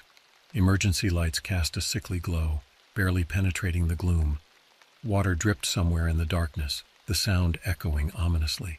I had no idea where I was going, driven purely by the instinct to put as much distance as possible between myself and the shadowy figure outside. As I rounded a corner, I collided with something solid. I stumbled back, my heart leaping into my throat. It was Ray, the maintenance worker I'd met earlier. His face was ashen, his eyes wide with fear. "What are you doing in here?" he hissed, grabbing my arm. "I told you to leave if anything strange happened." I don't know how I got here," I stammered, the events of the past few hours tumbling out in a confused rush. There was something out there, chasing me. I had to run. Ray's grip on my arm tightened. "You shouldn't have come here," he said, his voice low and urgent. "You've awakened them. Now they won't rest until they have you." "Who? What are you talking about?" I demanded, fear and confusion making my voice crack. Before Ray could answer, a low, rumbling growl echoed through the passageway. It wasn't the hum of machinery or the rush of water. This sound was alive, hungry. Ray's face drained of what little color it had left. "Run," he whispered. "Run now, and don't look back." He shoved me towards a narrow staircase leading upwards. As I started to climb, I glanced back. Ray stood in the passageway, his body tense. Then, to my horror, I saw shapes moving in the darkness behind him. Writhing, twisted forms that seemed to be made of living shadow. "Ray," I called out, but he didn't move. "Go," he shouted. "Get to the top and find the sigil. It's your only chance." I wanted to help him, but terror propelled me up the stairs. Behind me I heard Ray's scream, abruptly cut short.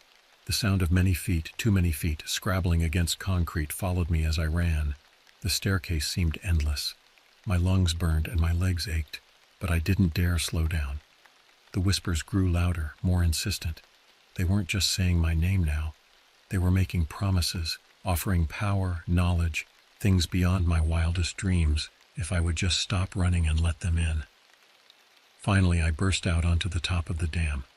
The twilight sky had turned an angry red like a bruise. The wind howled, carrying with it the stench of decay and something else, something ancient and wrong. I stumbled to the edge of the dam, gasping for breath. Far below, the dry riverbed of the Arroyo Seco seemed to writhe and shift, as if the very earth was coming alive. A cold laugh behind me made me whirl around. There, outlined against the blood-red sky, stood a figure. It looked almost human, but its proportions were all wrong, its limbs too long, its fingers ending in sharp points. Its face was a constantly shifting mask of features, never settling on one form. "Welcome, Elliot," it said, its voice a chorus of whispers. "We've been waiting for you." I backed away, my heel scraping against the edge of the dam. "What are you?" I managed to choke out. The figure's laugh grew louder. "We are the guardians of the gate, the keepers of secrets, and you, Elliot, have been chosen to join us." As it spoke, more shapes emerged from the shadows, twisted, nightmarish forms that defied description. They moved towards me, their intentions clear in their hungry, otherworldly eyes. My mind raced. Ray had mentioned a sigil. My eyes darted around, searching desperately for anything that might resemble the strange symbols I'd seen on those burnt scraps of paper. There, on the concrete near my feet, barely visible beneath years of grime, was a faded symbol. It looked like a combination of the Thelema unicursal hexagram and something older, more primal. Without thinking, I dropped to my knees and began tracing the symbol with my finger, my lips moving in a desperate improvised chant. "By this sign I command you, leave me be, return to your realm. By this sign I—" The figure's laugh turned into a roar of rage. It lunged forward, its form stretching and twisting impossibly. But as its clawed hand reached for me, it struck an invisible barrier. The sigil beneath my fingers began to glow with an eerie blue light. A howl of frustration and anger rose from the creatures surrounding me. The very air seemed to ripple and tear, reality bending under the strain of their fury. And then, as suddenly as it had begun, it was over. The red sky faded to normal twilight. The howling wind died down to a whisper. The nightmarish figures were gone, leaving me alone on top of the dam. I collapsed, my whole body shaking with exhaustion and residual terror. As the adrenaline faded, the full weight of what I'd experienced crashed down on me. This was real, all of it. The legends, the whispers, the dark forces lurking beneath Devil's Gate Dam. It was all horrifyingly, undeniably real. And somehow, I had survived it.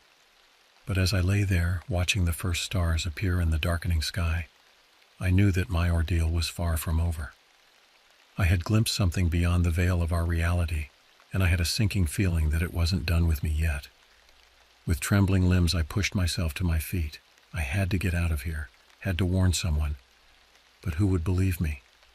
As I made my way back down the dam, my mind raced with questions. What had happened to Ray? What were those creatures? And most importantly, why had they chosen me? I didn't have answers, but I knew one thing for certain. My life would never be the same again. The darkness I had encountered at Devil's Gate Dam had left its mark on me, and I had a feeling it would be calling me back sooner than I'd like. The walk back to my RV felt like it took hours. Every shadow made me flinch. Every rustle of wind through the dry brush sent my heart racing. By the time I reached the familiar shape of my temporary home, my nerves were frayed to the breaking point. With shaking hands, I unlocked the door and practically fell inside, slamming it shut behind me and engaging every lock. Only then did I allow myself to breathe, sliding down to sit on the floor, my back against the door. For a long time, I just sat there, trying to process everything that had happened. The ritual site, the shadow figures, Ray's disappearance, the nightmarish creatures on top of the dam. It all seemed too fantastical to be real. And yet, the terror I'd felt, the things I'd seen, they were burned into my memory with horrifying clarity. Eventually, I managed to pull myself together enough to stand. I needed to leave, to get as far away from Devil's Gate Dam as possible. But first, I had to gather my equipment and notes. As much as I wanted to forget everything that had happened, I knew I couldn't leave without documentation. If nothing else, I owed it to Ray to try and uncover the truth. As I moved around the RV collecting my things, I caught sight of myself in the small bathroom mirror. I barely recognized the man staring back at me. My face was pale and drawn, dark circles under my eyes. But it was my eyes themselves that truly shocked me. They seemed different somehow, deeper, as if they'd seen things no human was meant to see. I shook my head, trying to clear it. I needed to focus. Grabbing my laptop, I started to download the footage from my camera. To my surprise, most of it was intact, including the chilling video of my sleepwalking episode. As I watched it again, a chill ran down my spine. The empty black sockets where my eyes should have been. What did it mean? Suddenly a thought struck me. The burnt scraps of paper with the strange symbols. Where were they? I distinctly remembered holding them when I found myself at the dam, but now they were nowhere to be seen. Had I dropped them during my frantic run into the dam, or had they been taken by something else? The loss of this physical evidence was frustrating, but I still had my notes in the footage. It would have to be enough. I finished packing up my gear, my mind already racing with plans. I needed to research more about the history of Devil's Gate Dam, about Jack Parsons and his rituals. There had to be some explanation for what I'd experienced. As I prepared to leave, a wave of exhaustion hit me. I glanced at my watch and was shocked to see that it was nearly dawn. Had I really been up all night? The events at the dam seemed to have distorted my sense of time. Despite my desperation to leave, I knew it wouldn't be safe to drive in my current state. Reluctantly, I decided to try and get a few hours of sleep before hitting the road. I double-checked all the locks, then collapsed onto the small bed, fully clothed. Sleep came surprisingly quickly, but it was far from restful. My dreams were a chaotic swirl of shadowy figures, twisting passageways, and that horrible, hungry growl echoing through the darkness. I woke with a start several times, each time half expecting to find myself back at the dam. When I finally gave up on sleep and dragged myself out of bed, the sun was high in the sky. I made a strong pot of coffee, needing the caffeine to clear the fog from my mind. As I sipped the bitter liquid, I started up my laptop, determined to begin my research immediately. But as the screen flickered to life, my blood ran cold. There, set as my desktop background, was an image I'd never seen before. It showed the top of Devil's Gate Dam at twilight, the sky a deep, unnatural red. And in the center of the image, barely visible but unmistakable, was a tall, shadowy figure with impossibly long limbs. I slammed the laptop shut, my hands shaking so badly I nearly spilled my coffee. How was this possible? I hadn't taken that photo, hadn't changed my desktop background, which meant the realization hit me like a physical blow. Whatever I'd encountered at the dam, it hadn't stayed there. Somehow, it had followed me, and judging by that image, it wasn't done with me yet. As I sat there trying to calm my racing heart, I knew that leaving Devil's Gate Dam behind wouldn't be as simple as driving away. The horror I'd uncovered had latched onto me, and I had a sinking feeling that this was only the beginning of a much darker journey. With trembling fingers, I reached for my phone. I needed help, needed someone to talk to who might understand what I was going through. But as I scrolled through my contacts, a chilling thought occurred to me. Who could I possibly trust with this? Who would believe me? I was on my own, trapped between a world I no longer understood and forces I couldn't begin to comprehend. As I stared out the RV window at the sunlit landscape, so normal and peaceful, I realized that my entire perception of reality had been shattered, and I had no idea how to put the pieces back together. The drive away from Devil's Gate Dam was a blur. I kept checking my rearview mirror, half expecting to see shadowy figures pursuing me. But the road behind remained empty, and gradually, the knot of tension in my chest began to loosen. I drove for hours, putting as much distance between myself and Pasadena as I could. Eventually, fatigue forced me to stop at a nondescript motel just outside of Barstow. As I checked in, I couldn't shake the feeling that the clerk was watching me too closely, her eyes lingering on my disheveled appearance. Once in my room, I immediately set up my laptop and camera, determined to review all the footage I'd captured. But as I connected the camera to my computer, my heart sank. The files were corrupted, reduced to static and indecipherable fragments, all except for one, the video of my sleepwalking episode with those horrifying empty eye sockets. I played it again and again, searching for any clue, any explanation. But each viewing only left me more unsettled. In desperation, I turned to the internet, searching for information about Devil's Gate Dam, Jack Parsons, and occult rituals. Hours passed as I fell down a rabbit hole of conspiracy theories and paranormal forums. Most of it was clearly nonsense, but occasionally I'd come across something that resonated with my experience. Accounts of shadow people, theories about interdimensional portals, discussions of thelemic magic. As the night wore on, I became aware of a low, persistent hum. At first, I thought it was just the air conditioning, but as it grew louder, I recognized it. It was the same hum I'd heard at the dam. Panic rising, I looked around the room. The shadows in the corners seemed deeper, more alive, and there, in the mirror above the dresser, I caught a glimpse of movement. A tall, dark figure standing just behind me. I whirled around, but the room was empty. When I looked back at the mirror, my reflection was alone, but my eyes, for a moment, they had looked like empty black sockets. Sleep was out of the question after that. I spent the rest of the night poring over my notes, trying to make sense of everything. By dawn, I had filled several pages with frantic scribblings, connections between Parsons' rituals and ancient summoning rites, theories about the nature of the entities I'd encountered, sketches of the symbols I'd seen. As the first light of day filtered through the curtains, I came to a decision. I couldn't run from this. Whatever had happened at Devil's Gate Dam, whatever had attached itself to me, I needed to understand it, which meant I needed to go back. But not alone. Not this time. I spent the morning making calls, reaching out to paranormal investigators, occult experts, anyone who might be able to help. Most dismissed me as a crank. A few seemed interested but wary. Finally, I got in touch with Dr. Evelyn Marsh, a parapsychologist who had written extensively about liminal spaces and interdimensional phenomena. To my relief, Dr. Marsh agreed to meet me. She was cautious but intrigued by my story, especially when I mentioned the sigil that had protected me on top of the dam.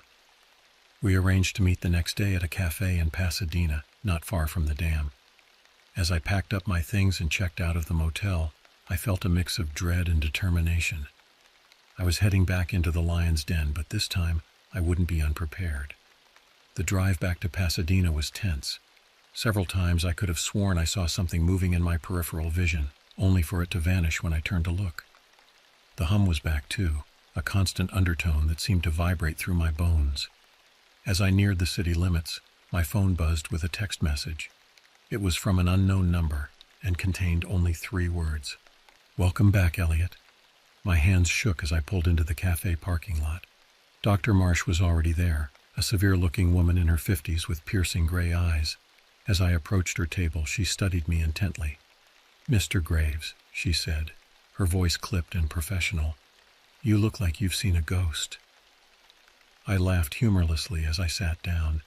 A ghost would have been preferable, Dr. Marsh. What I saw was much, much worse. As I began to recount my experiences, I couldn't shake the feeling that we were being watched. The shadows in the corners of the cafe seemed to deepen, and that persistent hum grew louder. Dr. Marsh listened intently, her expression grave. When I finished, she was silent for a long moment. "Mr. Graves," she said finally, "I believe you've stumbled onto something very dangerous. The entities you describe, the symbols, the phenomena, they all point to a tear in the fabric of reality, a doorway, if you will, to somewhere else." She leaned forward, her eyes intense. "We need to go back to Devil's Gate Dam, not to close this doorway. I don't think that's possible. But to understand it, to document it, and perhaps to communicate with whatever lies on the other side." As she spoke, the lights in the cafe flickered. For just a moment, I saw our reflections in the window. Dr. Marsh, myself, and behind us, a tall, shadowy figure with 2 long limbs and a face of swirling darkness. I blinked, and it was gone. But as I turned back to Dr. Marsh, I knew that our return to Devil's Gate Dam would be the beginning of a journey into terrors beyond imagination. And I couldn't shake the feeling that we were playing right into their hands. The drive to Devil's Gate Dam with Dr. Marsh was tense. We rode in silence, the weight of our impending investigation hanging heavy in the air. As we approached, I could feel a change in the atmosphere, a heaviness, as if the very air was charged with an otherworldly energy. Dr. Marsh seemed to sense it too. Her normally composed face tightened, her knuckles white as she gripped her bag of equipment. "The veil is thin here," she murmured almost to herself. We must be cautious. We parked at the same spot where I'd left my RV just days ago. The dam loomed before us, somehow more ominous than I remembered. The low hum that had haunted me since my first visit was now unmistakable, vibrating through the ground beneath our feet. As we gathered our gear, cameras, EMF detectors, and other paranormal investigation equipment, I recounted the layout of the area to Dr. Marsh. I told her about the ritual site I'd found, the interior passages of the dam, and the top where I'd encountered the shadowy entities. "We'll start at the ritual site," Dr. Marsh decided. "If there's a focal point for the paranormal activity, that's likely it." We made our way carefully through the scrub brush.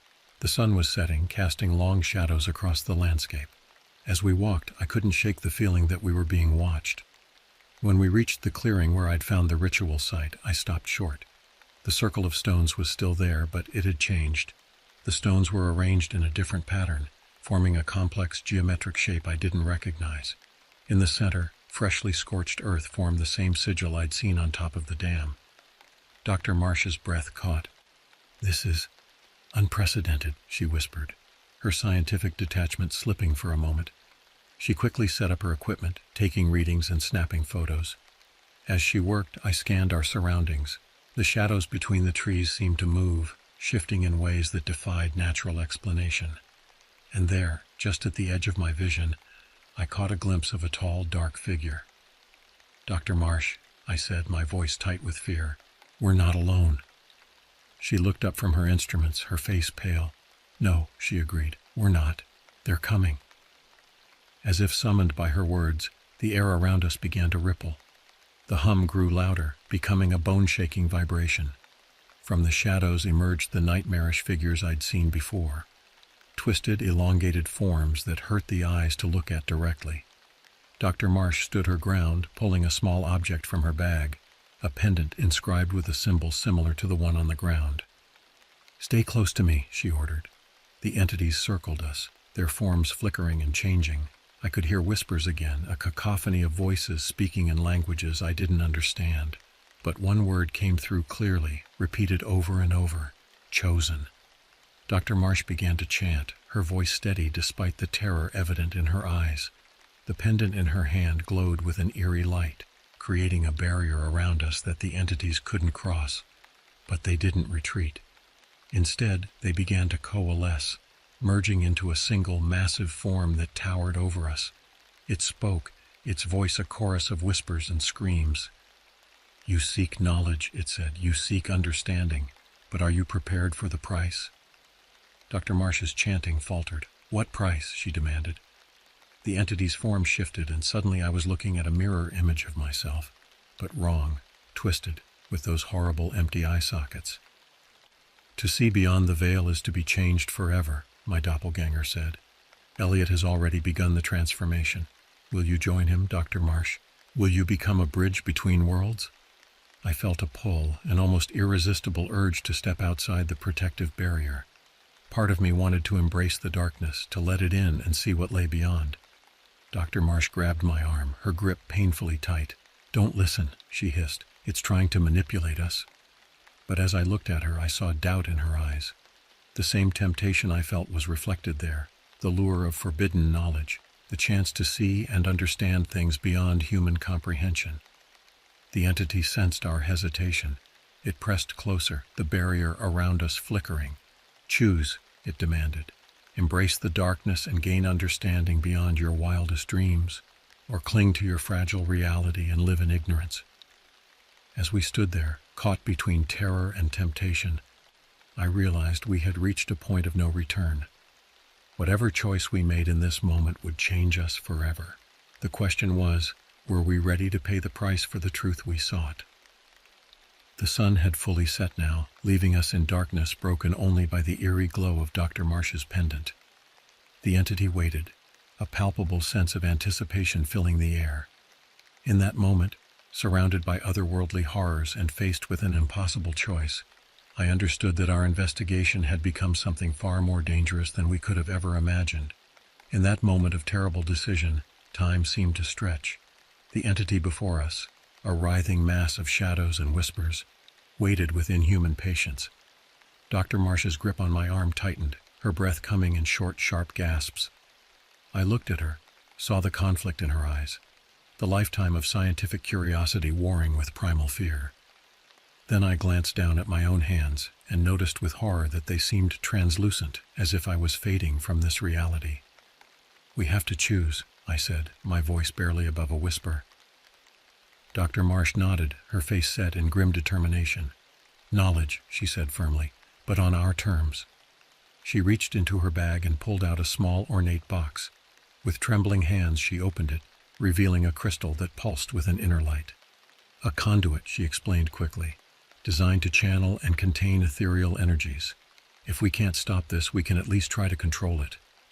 The entity recoiled slightly, its form rippling with what might have been surprise or anger. "You dare to think you can contain us?" it hissed. "Not contain," Dr. Marsh replied. "Communicate. Understand. You want a bridge between worlds? Let us be that bridge, but as ourselves, not as your puppets." I caught on to her plan. "You said I was chosen," I addressed the entity. "Then let me choose this. Let us learn, but let us remain human." For a long moment, nothing happened. The air crackled with tension, the hum from the dam reaching a fever pitch. Then suddenly the entity moved. It surged forward, not as an attack, but as if drawn by an irresistible force.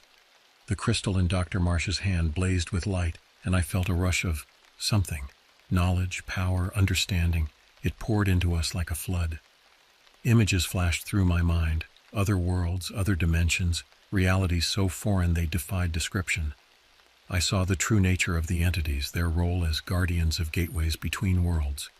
I understood the significance of Devil's Gate Dam, a nexus point where the barriers between realities wore thin. And I saw more, the rituals of Jack Parsons, the true purpose behind them. The disappearances over the years, not deaths but transcendences, the choice that each person had faced, the same choice we had just made. When it was over, we found ourselves lying on the ground, the crystal between us pulsing softly. The entity was gone, or rather, it was everywhere, in the shadows, in the air, in us. Dr. Marsh sat up slowly, her eyes wide with wonder and residual fear. "Did you?" she began. I nodded, unable to find words for what we'd experienced. We were changed, there was no doubt about that. But we were still ourselves, still human, if only barely. As the first light of dawn broke over the dam, we gathered our equipment in silence. The weight of our new knowledge was heavy, but so was the responsibility that came with it. "What do we do now?" I asked as we walked back to the car. Dr. Marsh was quiet for a moment. "We learn," she said finally. "We document, and we protect. The world isn't ready for this knowledge, but someday it might be. Until then, we're the guardians." I nodded, understanding the magnitude of what she was proposing. We had become more than investigators. We were now keepers of a secret that could reshape humanity's understanding of reality itself. As we drove away from Devil's Gate Dam, I looked back one last time. For a moment I thought I saw a tall, shadowy figure standing atop the dam, watching us leave. But when I blinked, it was gone. The hum that had haunted me for days was still there, but it had changed. It was no longer an external sound, but an internal resonance, a constant reminder of the otherworldly knowledge we now carried. Our journey had ended, but a new one was just beginning. We had sought to uncover the truth behind the legends of Devil's Gate Dam, and in doing so, we had become part of those legends ourselves. As we drove into the rising sun, I knew that our lives would never be the same. We had looked beyond the veil and survived, but the real challenge lay ahead, living with the knowledge of what lurked in the shadows and protecting the world from truths it wasn't yet ready to face. The horror we had encountered at Devil's Gate Dam would stay with us forever, a constant reminder of the thin line between our reality and the unknown. But with that horror came understanding, and with understanding came power. We had paid the price for knowledge, and now we had to bear the weight of it. As Pasadena faded in the rearview mirror, I steeled myself for the journey ahead, knowing that the darkest chapters of our story were yet to be written.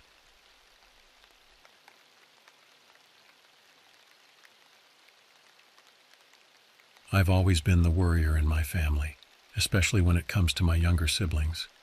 Perhaps it's the burden of being the eldest, or maybe it's just my nature. But nothing could have prepared me for the story my youngest sister Isabel shared with me after her hiking trip in Colorado 2 years ago.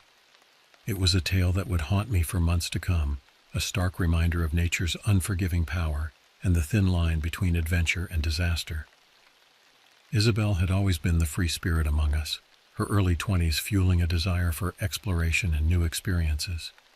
When she told me about her plans to go hiking in the Colorado mountains with her friend Mia, I felt the familiar twinge of concern, but I pushed it aside, reminding myself that she was an adult now, capable of making her own decisions. "It'll be fine," Isabel had assured me over the phone, her voice brimming with excitement. "We're just going to hike up the mountain, camp overnight, and finish the hike in the morning. Easy peasy." I remember forcing a smile even though she couldn't see it. "Just be careful, okay? Mountains can be unpredictable." "Don't worry so much. We've got this," she laughed, and I could almost see her carefree grin. Little did either of us know then how those words would come back to haunt us. The Colorado mountains held secrets and dangers that neither Isabel nor her friend were prepared for. What was meant to be a simple hiking trip would turn into a nightmare scenario, a brush with death that would leave an indelible mark on all involved. As I recount this story, I ask you to remember that what follows is not a work of fiction. This is a true account of events that transpired in the unforgiving wilderness of Colorado. It's a tale of survival, of human resilience, and of the unexpected horrors that can lurk in even the most beautiful of settings. The mountains have always held a certain allure for people like Isabel. They stand as silent sentinels, their peaks shrouded in mystery, promising adventure and breathtaking vistas to those brave enough to scale their heights. But they also hide dangers, sudden weather changes, treacherous terrain, and the ever-present risk of getting lost or injured far from help. As Isabel and Mia set out on their hike that fateful day, they were blissfully unaware of the ordeal that awaited them. They saw only the beauty of the landscape, the thrill of the climb ahead. The clear blue sky and warm sun gave no hint of the drastic change in weather that was to come. I often wonder if they had known what lay ahead, would they have turned back? Would they have prepared differently? Or would the allure of the mountains still have drawn them upward into an adventure that would test their limits and change their lives forever? These are questions without answers, musings that serve only to underscore the unpredictable nature of life and the wilderness. What I do know is this: the events that unfolded on that mountain would reveal not only the terrifying power of nature, but also the incredible strength of the human spirit in the face of seemingly insurmountable odds. As I delve into the details of Isabel's harrowing experience, I invite you to put yourself in her shoes. Imagine the excitement of setting out on a new adventure, the gradual shift from enthusiasm to concern as things begin to go wrong, and finally, the gut-wrenching fear of facing a life-or-death situation in an unforgiving environment. This is not just Isabel's story. It's a story about all of us, our vulnerabilities, our resilience, and our capacity for compassion, even in the most dire circumstances. It's a reminder of the respect we must have for nature and the importance of preparation when venturing into the wilderness. So, let us begin this journey together, tracing the footsteps of Isabel and Mia as they ascended into the Colorado mountains, unaware of the terror and triumph that awaited them. The morning of the hike dawned bright and clear, the kind of day that seems to promise nothing but good things. Isabel later told me how she and Mia had stood at the base of the trail, looking up at the mountain with a mixture of excitement and awe. It was so beautiful, Isabel recalled, her eyes distant with the memory. The sky was this incredible shade of blue, and the mountain, it just seemed to go on forever. We were so excited to get started. They had arrived at the trailhead early, the sun barely cresting the horizon. The air was crisp and cool, carrying the scent of pine and wildflowers. It was the kind of morning that makes you glad to be alive, that fills you with a sense of possibility and adventure. Isabel and Mia checked their backpacks one last time. Water, snacks, first aid kit, extra layers of clothing. They had packed light, planning to make it to their midway camping point by nightfall. Looking back, I can't help but wish they had packed more, had been more prepared for the worst. but hindsight, as they say, is 20/20ths. As they set off up the trail, Isabel couldn't help but notice Mia's footwear. "I remember looking down and seeing Mia's Chaco sandals," she told me later. "I thought it was a bit odd for hiking, but Mia said they were super comfortable and that she hiked in them all the time. I didn't think much of it then." Those sandals would later prove to be a critical mistake, but at that moment neither of them could have predicted the challenges that lay ahead. The first few hours of the hike were uneventful. The trail wound its way up the mountain, sometimes steep, sometimes leveling out to offer breathtaking views of the valley below. Isabel and Mia chatted as they walked, pausing occasionally to take photos or simply to catch their breath and admire the scenery. "It was during one of these breaks that we first noticed the clouds," Isabel recounted. "They were just little wisps at first, nothing to worry about, but they seemed to be moving in fast." Despite the encroaching clouds, the two friends pressed on. They were making good time and were confident they would reach their planned camping spot well before nightfall. As they climbed higher, the vegetation began to thin, giving way to rockier terrain. The air grew cooler, and Isabel found herself zipping up her jacket. It was mid-afternoon when they reached a particularly challenging section of the trail. The path narrowed, hugging the side of the mountain with a steep drop-off to one side. Isabel remembered feeling a flutter of anxiety as they navigated this section, the wind picking up and tugging at their clothes. "I remember looking down and feeling a bit dizzy," she told me. "The drop was terrifying, and the wind didn't help. For the first time I started to wonder if we were in over our heads." But they pressed on, carefully picking their way along the narrow path. By the time they reached wider, more stable ground, both Isabel and Mia were visibly shaken. They paused for a moment, catching their breath and sharing a nervous laugh at the challenge they had just overcome. It was at this point that Mia first mentioned her feet. "My sandals are rubbing a bit," she said, examining a red spot on her heel. "I hope they don't give me blisters." Isabel offered some moleskin from the first aid kit, but it was clear that Mia's inappropriate footwear was starting to become an issue. Still, they were more than halfway to their planned camping spot. Turning back didn't seem like an option. As the afternoon wore on, the weather continued to deteriorate. The wisps of cloud had coalesced into a solid gray mass overhead, and the temperature was dropping rapidly. The wind, which had been a gentle breeze at the start of their hike, was now gusting strongly, carrying with it the first few drops of rain. "We need to pick up the pace," Isabel said, eyeing the sky warily. "I think we're in for some weather." Mia nodded, adjusting her backpack. "Yeah, let's go. My feet are killing me, but I just want to get to the campsite now." They pressed on, their earlier chatter replaced by determined silence. The trail grew steeper, more challenging, and Isabel found herself constantly checking on Mia, who was clearly struggling with her inadequate footwear. As they rounded a bend in the trail, the wind suddenly picked up, driving stinging rain into their faces. In a matter of minutes, they were soaked to the skin, the temperature plummeting as the storm hit in earnest. "We need to find shelter," Isabel shouted over the howling wind. "This is getting dangerous." Mia nodded, her face pale with cold and fear. They hurried along the trail, eyes scanning desperately for any kind of protection from the elements. The rain was coming down in sheets now, reducing visibility to mere feet. It was in this moment, as they huddled together against the fury of the storm, that Isabel realized just how unprepared they were for this situation. The beautiful day that had promised so much had turned into a nightmare, and they were trapped on the side of a mountain with night falling and a storm raging around them. The true test of their endurance and survival was just beginning, and as the darkness closed in, Isabel couldn't shake the feeling that something even more terrifying awaited them on this mountain. As the storm raged around them, Isabel and Mia stumbled through the increasingly treacherous terrain, desperately seeking shelter. The rain had turned the trail into a slippery mess, and every step was a battle against the howling wind and near-zero visibility. "I've never been so scared in my life," Isabel later confessed to me, her voice trembling at the memory. "It was like the mountain itself was trying to throw us off. We could barely see where we were going, and every gust of wind felt like it might sweep us away." Their clothes, soaked through, clung to their bodies like icy shrouds. Mia's sandals, wholly inadequate for these conditions, offered no protection against the cold and wet.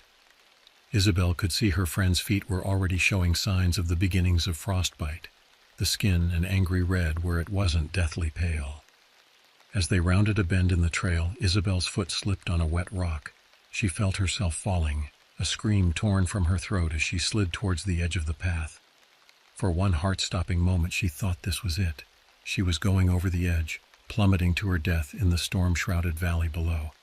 But Mia's hand shot out, grabbing Isabel's arm in a vice-like grip. With a strength born of desperation, Mia hauled her friend back from the brink. They collapsed together on the muddy trail, gasping for breath, the realization of how close they'd come to disaster washing over them. "We can't stay out here," Mia shouted over the wind, her voice cracking with fear and cold. "We're going to die if we don't find shelter soon." Isabel nodded, struggling to her feet. Her hands were shaking so badly she could barely zip up her jacket. "Look," she cried suddenly, pointing ahead. "I think I see something." Through the curtain of rain, a dark shape loomed.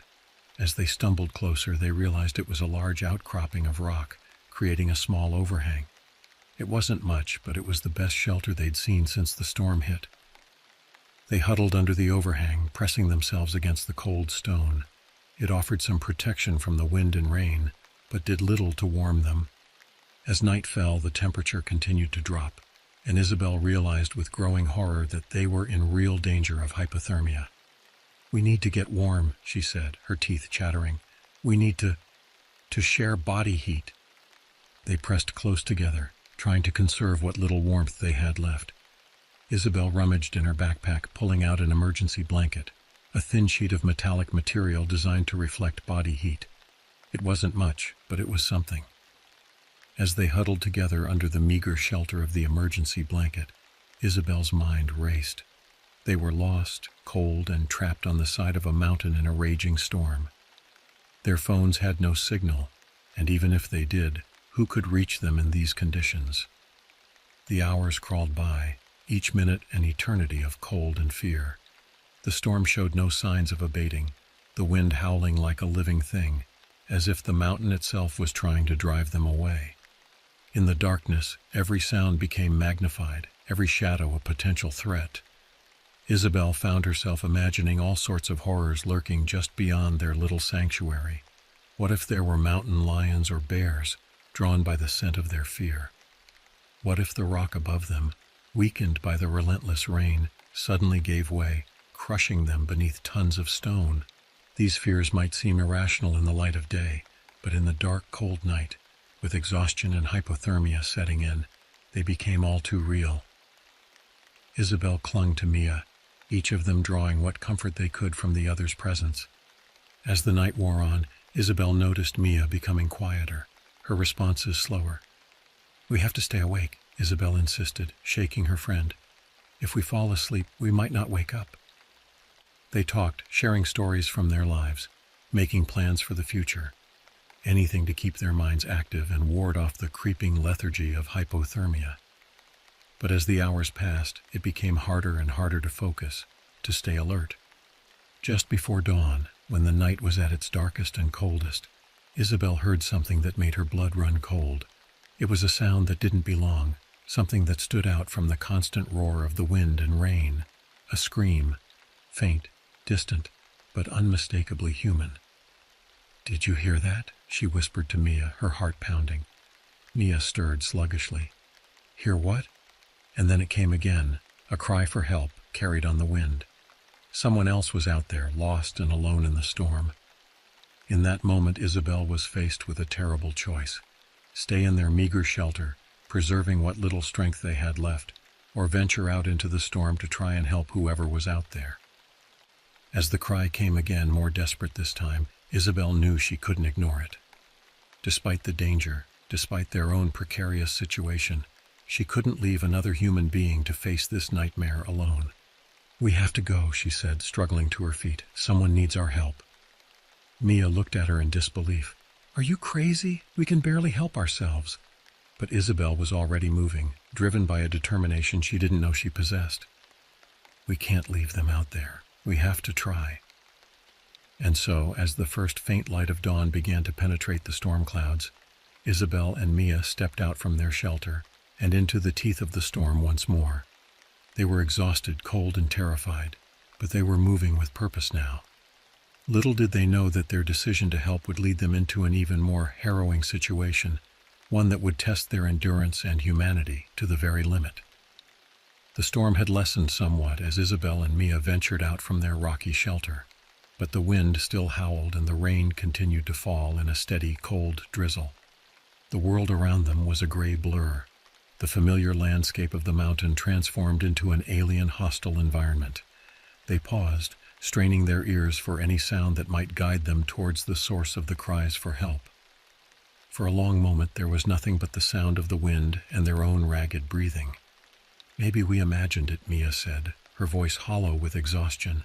"Maybe," and then they heard it again, a faint, desperate cry carried on the wind. "Help, please help me." Isabel felt a chill that had nothing to do with the cold. The voice sounded weak, filled with a terror that resonated deep within her. Without a word, she began to move in the direction of the sound, Mia following close behind. They picked their way carefully along the treacherous path, every step a battle against the slippery rocks and muddy ground. The trail they had been following the day before was now all but invisible, obscured by the debris brought down by the storm. "Hello," Isabel called out, her voice snatched away by the wind almost as soon as it left her lips. "We're here to help. Where are you?" They waited, hearts pounding, for any response. For a moment there was nothing but the howling of the wind. Then faintly they heard it again. "Here, I'm here." The voice seemed to be coming from somewhere off the trail, up a steep, rocky incline. Isabel and Mia exchanged a glance, both realizing the danger of leaving the relative safety of the path. But there was no question of turning back now. "We're coming," Isabel shouted, hoping her voice would carry to whoever was out there. "Keep calling out, we'll find you." They began to climb, their progress painfully slow. The rocks were slick with rain and moss, offering treacherous footing. Mia's sandals, already a liability on the trail, were now downright dangerous. She slipped several times, saved from a bad fall only by Isabel's quick reflexes. As they climbed higher, the wind grew stronger, threatening to tear them from the mountainside. The rain, driven horizontal by the gale, stung their faces and made it difficult to see. But still they pressed on, driven by the increasingly desperate cries for help. "I see something," Mia suddenly shouted, pointing ahead. Through the gloom they could make out a shape, a person, lying motionless on a small ledge above them. It was a woman, dressed in what looked like basic athletic wear, wholly inadequate for the conditions. With renewed energy, Isabel and Mia scrambled up the last few yards. As they reached the ledge, the full horror of the situation became clear. The woman was barely conscious, her skin a mottled blue-white from exposure. Her legs were visibly swollen and discolored, with ugly gashes that spoke of a bad fall. "Oh my God," Mia whispered, her face pale with shock. Isabel knelt beside the woman, trying to assess her condition. "Can you hear me? We're here to help. What's your name?" The woman's eyes fluttered open, unfocused and glazed with pain. Rebecca," she managed to stammer through chattering teeth. "Please, help me." "We're going to get you out of here, Rebecca," Isabel assured her, trying to project a confidence she didn't feel. "Can you tell us what happened? How long have you been out here?" Rebecca's brow furrowed in confusion. I don't know. A few hours, maybe. I was hiking. I think I fell." Isabel and Mia exchanged worried glances. Given Rebecca's condition, it was clear she had been exposed to the elements for much longer than a few hours. The hypothermia was clearly affecting her memory and judgment. "We need to get her down the mountain," Isabel said to Mia. "She needs medical attention fast." But Rebecca, despite her confused state, seemed to have latched on to one idea. "No," she protested weakly. "My car, it's up the mountain. We need to go up." "Rebecca, listen to me," Isabel said firmly, taking the woman's ice-cold hands in her own. "There's no driving access at the top. Your car isn't up there. We need to get you down to safety." Rebecca shook her head stubbornly, but her eyes were unfocused, her words slurring. "No, up, please." It was clear that rational argument wasn't going to work. Rebecca's confused state made her a danger to herself and to her rescuers. Isabel made a quick decision. "Okay, Rebecca," she said soothingly. "We'll help you. But first we need to warm you up a bit. Can you sit up for me?" With gentle coaxing, they managed to get Rebecca into a sitting position. Isabel unzipped her own jacket, ignoring the bite of the cold wind, and wrapped it around Rebecca's shoulders. Then she and Mia positioned themselves on either side of the injured woman. "On three, we're going to stand up," Isabel instructed. 1, 2, 3. They lifted Rebecca to her feet, supporting her weight between them. The woman cried out in pain as her injured legs took her weight, nearly collapsing again. But Isabel and Mia held firm, determined not to let her fall. "Okay, Rebecca," Isabel said, her voice calm despite the fear churning in her gut. "We're going to start moving now. Just lean on us, we've got you." And so began one of the most harrowing journeys of Isabel's life. Every step was a battle against the terrain, the weather, and Rebecca's own confused attempts to go in the wrong direction. The wind tore at them, threatening to send them tumbling down the mountainside. The rain had turned to sleet, stinging their faces and making the already treacherous footing even more dangerous. Mia's inadequate footwear made the descent particularly challenging for her. Isabel could see her friend's feet were raw and bleeding, but Mia didn't complain, focusing all her energy on helping Rebecca. They moved achingly slowly. Every yard gained a victory against the mountain and the storm. Rebecca drifted in and out of consciousness, sometimes babbling incoherently about her car, other times falling into a silence so profound that Isabel had to keep checking to make sure she was still breathing. As they neared the bottom of the slope, disaster struck. Mia, her feet numb with cold and pain, misstepped on a slippery rock. She went down hard, crying out in pain as her ankle twisted beneath her. The sudden shift in weight nearly sent all three of them tumbling down the mountainside. Isabel managed to keep herself and Rebecca upright, but now they faced a new crisis. Mia couldn't put any weight on her injured ankle. They were still at least an hour from the trailhead, carrying an unconscious woman, and now one of them was injured too. For a moment, Isabel felt despair threatening to overwhelm her. They were cold, injured, exhausted, and still in danger. The mountain seemed determined to claim them, to add them to the grim statistics of hikers who ventured out unprepared and never returned. But as she looked at Mia, gritting her teeth against the pain, and felt Rebecca's faint breathing against her shoulder, Isabel found a well of strength she didn't know she possessed. They had come too far, endured too much to give up now. "We're going to make it," she said, as much to herself as to her companions. "We're going to get off this mountain, all of us." And with that declaration, Isabel adjusted her grip on Rebecca, reached down to help Mia to her feet, and began the final grueling leg of their descent. The mountain had thrown its worst at them, but they were still standing, still fighting. The true test of their endurance and will to survive was yet to come. The journey down the mountain was a nightmare of pain, exhaustion, and ever-present danger. Isabel's world had narrowed to a series of immediate concerns. Keep moving, don't fall, make sure Rebecca is breathing, check on Mia. Everything else, the cold, her own exhaustion and pain, the fear that gnawed at the edges of her mind, had to be pushed aside. Mia hobbled along on her injured ankle, her face a mask of determination and pain. She couldn't support much of Rebecca's weight anymore, but she refused to let go, stubbornly helping as much as she could. Isabel felt a surge of admiration for her friend's resilience. Rebecca drifted in and out of consciousness, her moments of lucidity becoming fewer and farther between. When she was awake, she alternated between confusion about their direction and gratitude for their help. "Thank you," she would mumble, her words slurred. "Thank you for finding me." As they descended, the sleet turned back to rain, a constant cold drizzle that seemed to sap what little warmth they had left. The trail, such as it was, had turned into a muddy stream. Each step was treacherous, the ground threatening to slide out from under their feet at any moment. Time lost all meaning. Isabel couldn't have said if they'd been walking for hours or days. The gray light of the overcast sky gave no indication of the time, and her watch had stopped working, its face cracked from a fall earlier in their ordeal. They paused briefly to rest, propping Rebecca against a large boulder. Isabel took the opportunity to check on their supplies. The news wasn't good. They were almost out of water, and what little food they had left was soggy and unappetizing. But they had no choice. They needed to keep their strength up. As Isabel was dividing up the last of their trail mix, she heard a sound that made her blood run cold. It was a low rumble, almost felt more than heard, coming from somewhere up the mountain. "Did you hear that?" Mia asked, her eyes wide with fear. Isabel nodded grimly. She knew what that sound meant.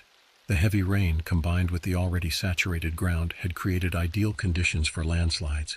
They needed to move, and fast. "We have to go," Isabel said, her voice tight with urgency. "Now." They got Rebecca to her feet, ignoring her confused protests, and started moving as quickly as they dared. The rumbling grew louder, punctuated now by the crack of trees being uprooted and the crash of falling rocks. They had just rounded a bend in the trail when Isabel saw it. A wall of mud, rocks, and broken trees hurtling down the mountainside towards them. It was a sight straight out of her worst nightmares, made all the more terrifying by its very reality. "Run!" she screamed, though running was hardly possible given their condition. They stumbled forward, panic lending them speed they didn't know they still possessed. Rebecca, seeming to sense the danger even in her confused state, tried to help, her feet scrabbling for purchase on the muddy ground. The roar of the landslide was deafening now, drowning out everything else. Isabel could feel the ground shaking beneath her feet. She didn't dare look back, focusing all her energy on moving forward, on getting them to safety. Suddenly, Mia cried out in pain. Her injured ankle had given way, sending her sprawling to the ground. Isabel turned, her heart in her throat, to see her friend lying in the path of the oncoming avalanche of mud and debris. In that moment, time seemed to slow down. Isabel knew she had a choice to make, and less than a second to make it. She could keep going with Rebecca, leaving Mia behind, or she could try to save her friend and risk all their lives. It wasn't really a choice at all. "Hold on to her," Isabel shouted to Rebecca, transferring the semi-conscious woman's weight fully onto her left side. Then with her right arm free, she lunged for Mia. Her hand closed around Mia's wrist, just as the leading edge of the landslide reached them. Isabel pulled with all her might, dragging Mia to her feet and forward, away from the deadly flow. They stumbled on, the landslide nipping at their heels. The sound was overwhelming, a roar that seemed to fill the world. Mud splattered their backs, rocks bounced past them, missing by inches. And then, suddenly, they were clear. The landslide continued its destructive path down the mountain, but they were out of its direct path. They collapsed to the ground, gasping for breath, unable to believe they had survived. For several long moments they lay there, the rain washing the mud from their faces, their chests heaving as they gulped in air. They were alive. Against all odds, they had cheated death once again. But their ordeal was far from over. They were still on the mountain, still injured and exhausted, still responsible for a woman who needed urgent medical attention. And now the trail behind them was gone, obliterated by the landslide. As the adrenaline of their narrow escape began to fade, Isabel felt the full weight of their situation settle over her. They were truly on their own now, cut off from any hope of rescue coming up the mountain. Their only choice was to keep going down, to somehow find a way off this nightmare of a mountain before it was too late. With a groan of effort, Isabel pushed herself to her feet. Her body screamed in protest, every muscle aching, but she ignored it. They couldn't afford to rest, not yet, not when they were still in danger. "Come on," she said, reaching down to help Mia up. "We have to keep moving." And so they continued their descent, 3 battered, exhausted women against the mountain. The landslide had changed the landscape, making navigation even more challenging. But Isabel was determined. They had come too far, survived too much to give up now. As they made their slow, painful way down the mountain, Isabel found herself thinking of home, of the warmth and safety that seemed so far away now. She thought of me, her worrying older sister, and felt a pang of regret for the fear she must be causing. "I'm sorry," she whispered, though I couldn't hear her. "I'm going to make it home, I promise." Little did she know that the most challenging part of their journey was yet to come. The mountain had one final terrible test in store for them, one that would push them to the very limits of their endurance and humanity. As the day wore on, Isabel, Mia, and Rebecca continued their grueling descent. The landslide had forced them off the main trail, and they were now picking their way through unfamiliar terrain. Every step was a challenge, the ground treacherous underfoot, hidden dangers lurking behind every boulder and in every shadow. Rebecca's condition was deteriorating rapidly. Her periods of consciousness were becoming shorter and less coherent. Isabel knew that if they didn't get her to medical help soon, they might lose her. This knowledge drove her forward, even as her own body screamed for rest. Mia was struggling too. Her injured ankle had swollen to twice its normal size, and she could barely put any weight on it. But she refused to slow them down, gritting her teeth against the pain and pushing onward. As the light began to fade, signaling the approach of another dangerous night on the mountain, Isabel spotted something that made her heart leap with hope. A break in the trees ahead, and beyond that, what looked like a road. "Look," she cried, her voice hoarse with exhaustion. "I think we're almost there." Renewed energy surged through them at the prospect of rescue. They quickened their pace as much as their battered bodies would allow, the promise of safety drawing them onward. But the mountain had one last cruel trick to play. As they neared the edge of the forest, the ground suddenly gave way beneath their feet. Isabel felt a moment of weightlessness, a sensation of falling and then impact. They had stumbled into a hidden sinkhole, likely caused by the heavy rains and shifting earth. They tumbled down a steep slope, unable to stop their descent. Isabel lost her grip on Rebecca, hearing the other woman's cry of pain as she rolled away. Rocks and branches tore at their skin and clothes as they fell. After what seemed like an eternity, they came to a stop at the bottom of the sinkhole. Isabel lay there for a moment, dazed and in pain, struggling to catch her breath. Then reality rushed back in, and she scrambled to her feet, ignoring the protests of her battered body. "Mia! Rebecca!" she called out, panic rising in her throat. "Here," came Mia's weak reply from nearby. Isabel stumbled towards her friend's voice, finding Mia lying against a fallen log, her face contorted with pain. "My ankle," Mia gasped. "I think it's broken now." Isabel's heart sank. With Mia unable to walk, getting out of this sinkhole would be even more challenging. But they had no choice. They had to find a way. "Rebecca?" Isabel called again, scanning the dim interior of the sinkhole. A faint moan answered her. Following the sound, Isabel found Rebecca lying crumpled against the far wall of the sinkhole. The woman was barely conscious, her breathing shallow and rapid. As Isabel knelt beside her, she realized with horror that Rebecca's condition had worsened significantly in the fall. Her skin was cold and clammy, her pulse weak and erratic. She was in severe shock, and without immediate medical attention, she wouldn't survive much longer. Isabel looked up at the walls of the sinkhole. They were steep and slick with mud, offering no easy way out. The sinkhole was deep enough that calling for help was unlikely to be heard by anyone on the road above. In that moment, Isabel was faced with the most difficult decision of her life. They couldn't all get out of the sinkhole, not with Mia unable to walk and Rebecca barely clinging to life. But someone had to go for help, or they would all die here, so close to rescue, yet impossibly far.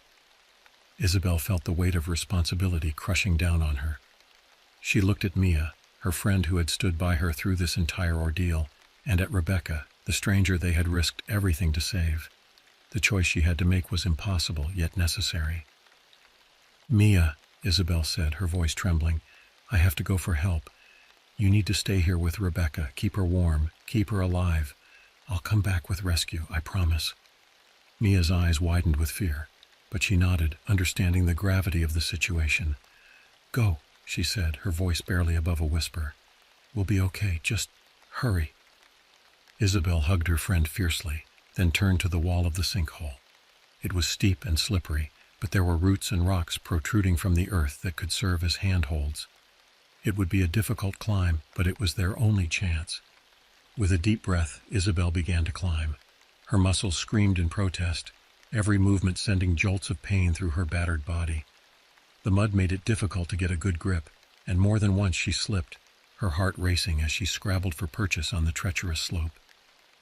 As she climbed, Isabel's mind raced with fears and doubts. What if she couldn't find help in time? What if she got lost trying to find the road? What if Mia and Rebecca didn't survive until she returned? The what-ifs threatened to overwhelm her, but she pushed them aside, focusing solely on the next handhold, the next step. After what felt like hours but was likely only minutes, Isabel's hand finally grasped the edge of the sinkhole. With a final Herculean effort, she pulled herself up and over, collapsing onto solid ground. She lay there for a moment, gasping for breath, her limbs shaking with exhaustion. But there was no time to rest. Forcing herself to her feet, Isabel stumbled towards the road she had glimpsed earlier. The fading light made it difficult to see, but she pressed on, driven by desperation and the knowledge that 2 lives depended on her success. When her feet finally touched asphalt, Isabel could have wept with relief. She was on a road, a real paved road that had to lead to civilization. But which way to go? In the gathering darkness, both directions looked equally promising and equally daunting. Isabel chose a direction at random and began to run. Her body protested every step, but she ignored the pain, focusing on the urgent need to find help. She ran until her lungs burned and her legs felt like lead. Then she ran some more. Just as she was about to collapse from exhaustion, Isabel saw something that made her heart leap. Headlights in the distance. A car was coming. She stumbled to the middle of the road, waving her arms frantically. The car slowed, then stopped. An older couple peered out at her, their faces a mix of concern and wariness. "Please," Isabel gasped, her voice ragged. "My friends, they're hurt. We need help." The next few hours passed in a blur. The couple called 911, and soon the quiet mountain road was alive with activity. Search and rescue teams arrived, along with paramedics and police. Isabel found herself repeating her story over and over, guiding a rescue team back to the sinkhole where Mia and Rebecca waited. The relief she felt when Mia and Rebecca were finally brought up from the sinkhole was overwhelming. Both were in bad shape. Mia with her broken ankle, Rebecca still dangerously hypothermic, but they were alive. As they were loaded into ambulances, Isabel finally allowed herself to believe that their ordeal was truly over. At the hospital, as doctors tended to her own injuries, Isabel was reunited with Mia. They held each other, crying and laughing at the same time, the full weight of their experience finally hitting them. "We made it," Mia said, her voice filled with wonder. "We actually made it." Isabel nodded, too overcome with emotion to speak. They had faced the mountain's fury, stared death in the face, and emerged victorious. The bond forged between them in those harrowing hours would last a lifetime. Later they received news about Rebecca. She was in intensive care, but the doctors were cautiously optimistic about her recovery. Her family had been contacted and were on their way. Isabel and Mia's timely rescue had saved her life. As the adrenaline wore off and the reality of their survival sank in, Isabel found herself reflecting on the experience. The terror they had faced, the challenges they had overcome, had changed her in profound ways. She had discovered strength she never knew she possessed, faced fears she never knew she had. The mountain had tested them, pushed them to their limits and beyond. But in doing so, it had revealed the incredible resilience of the human spirit. Isabel knew she would carry the lessons learned on that mountain for the rest of her life. As she drifted off to sleep in her hospital bed, exhausted but profoundly grateful to be alive, Isabel's last thought was of the mountain. It stood silent and immovable, indifferent to the dramas that played out on its slopes.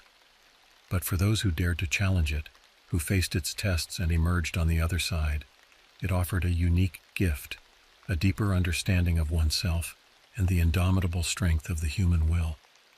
The terror in Colorado had changed Isabel forever.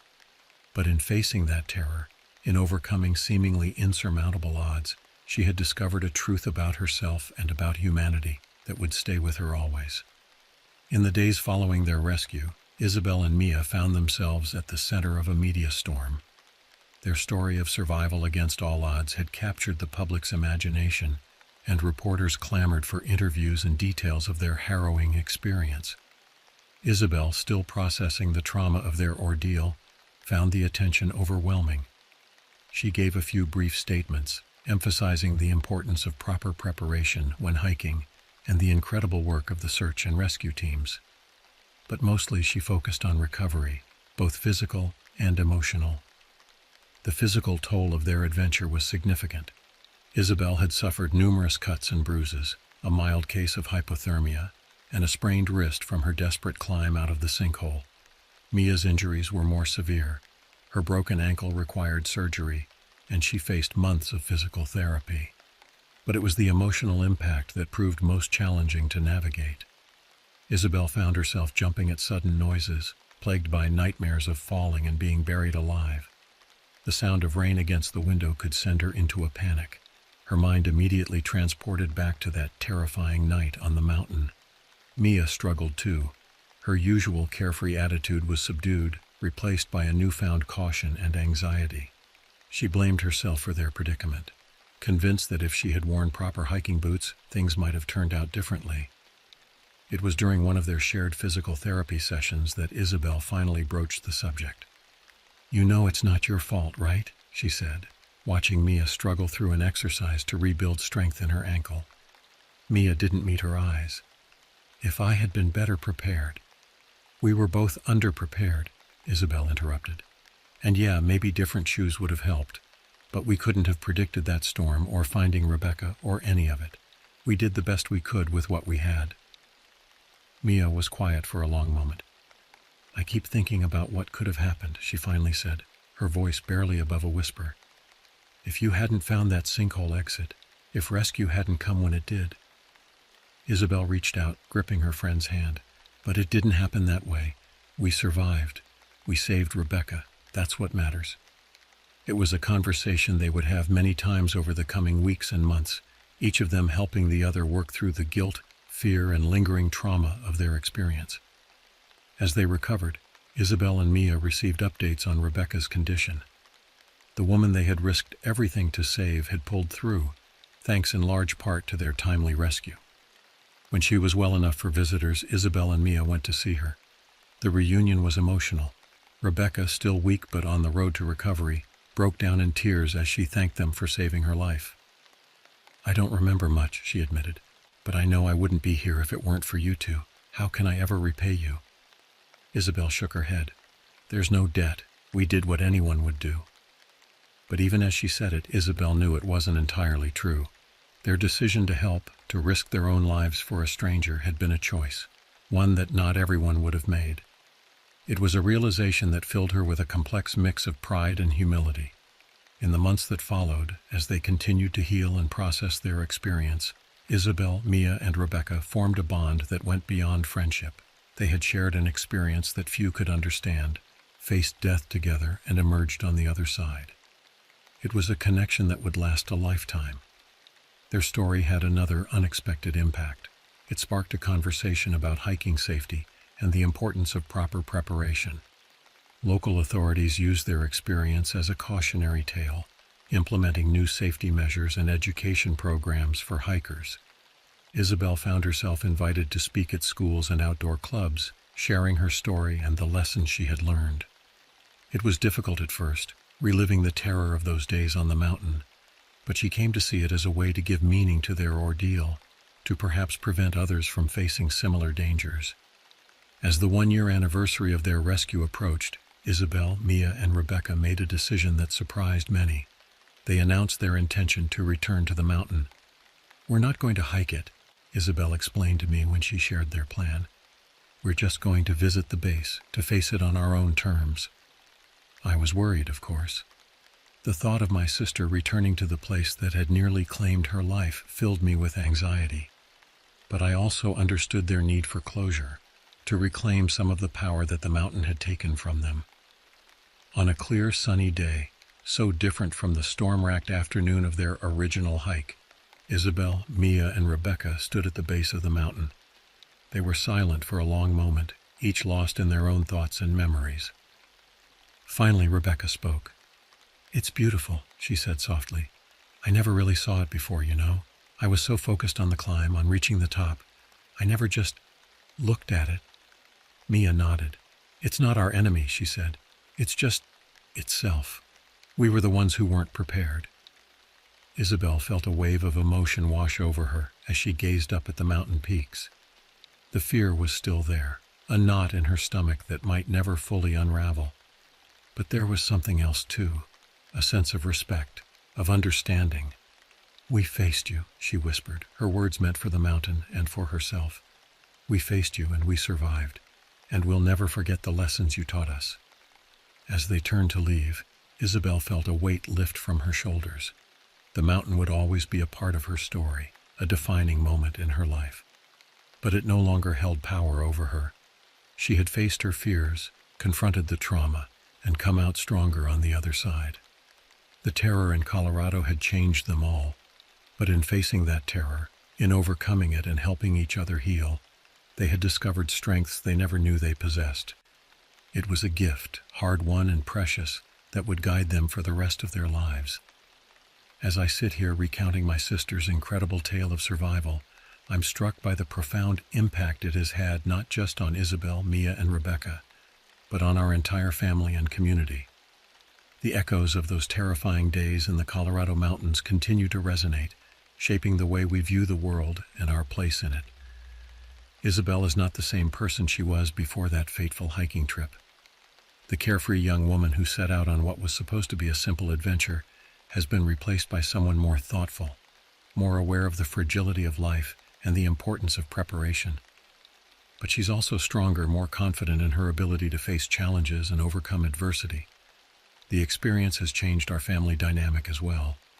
We've always been close, but there's a new depth to our relationships now, a heightened appreciation for each other and for the time we have together. Every family gathering feels like a celebration of life and survival. Mia, too, has been transformed by the ordeal.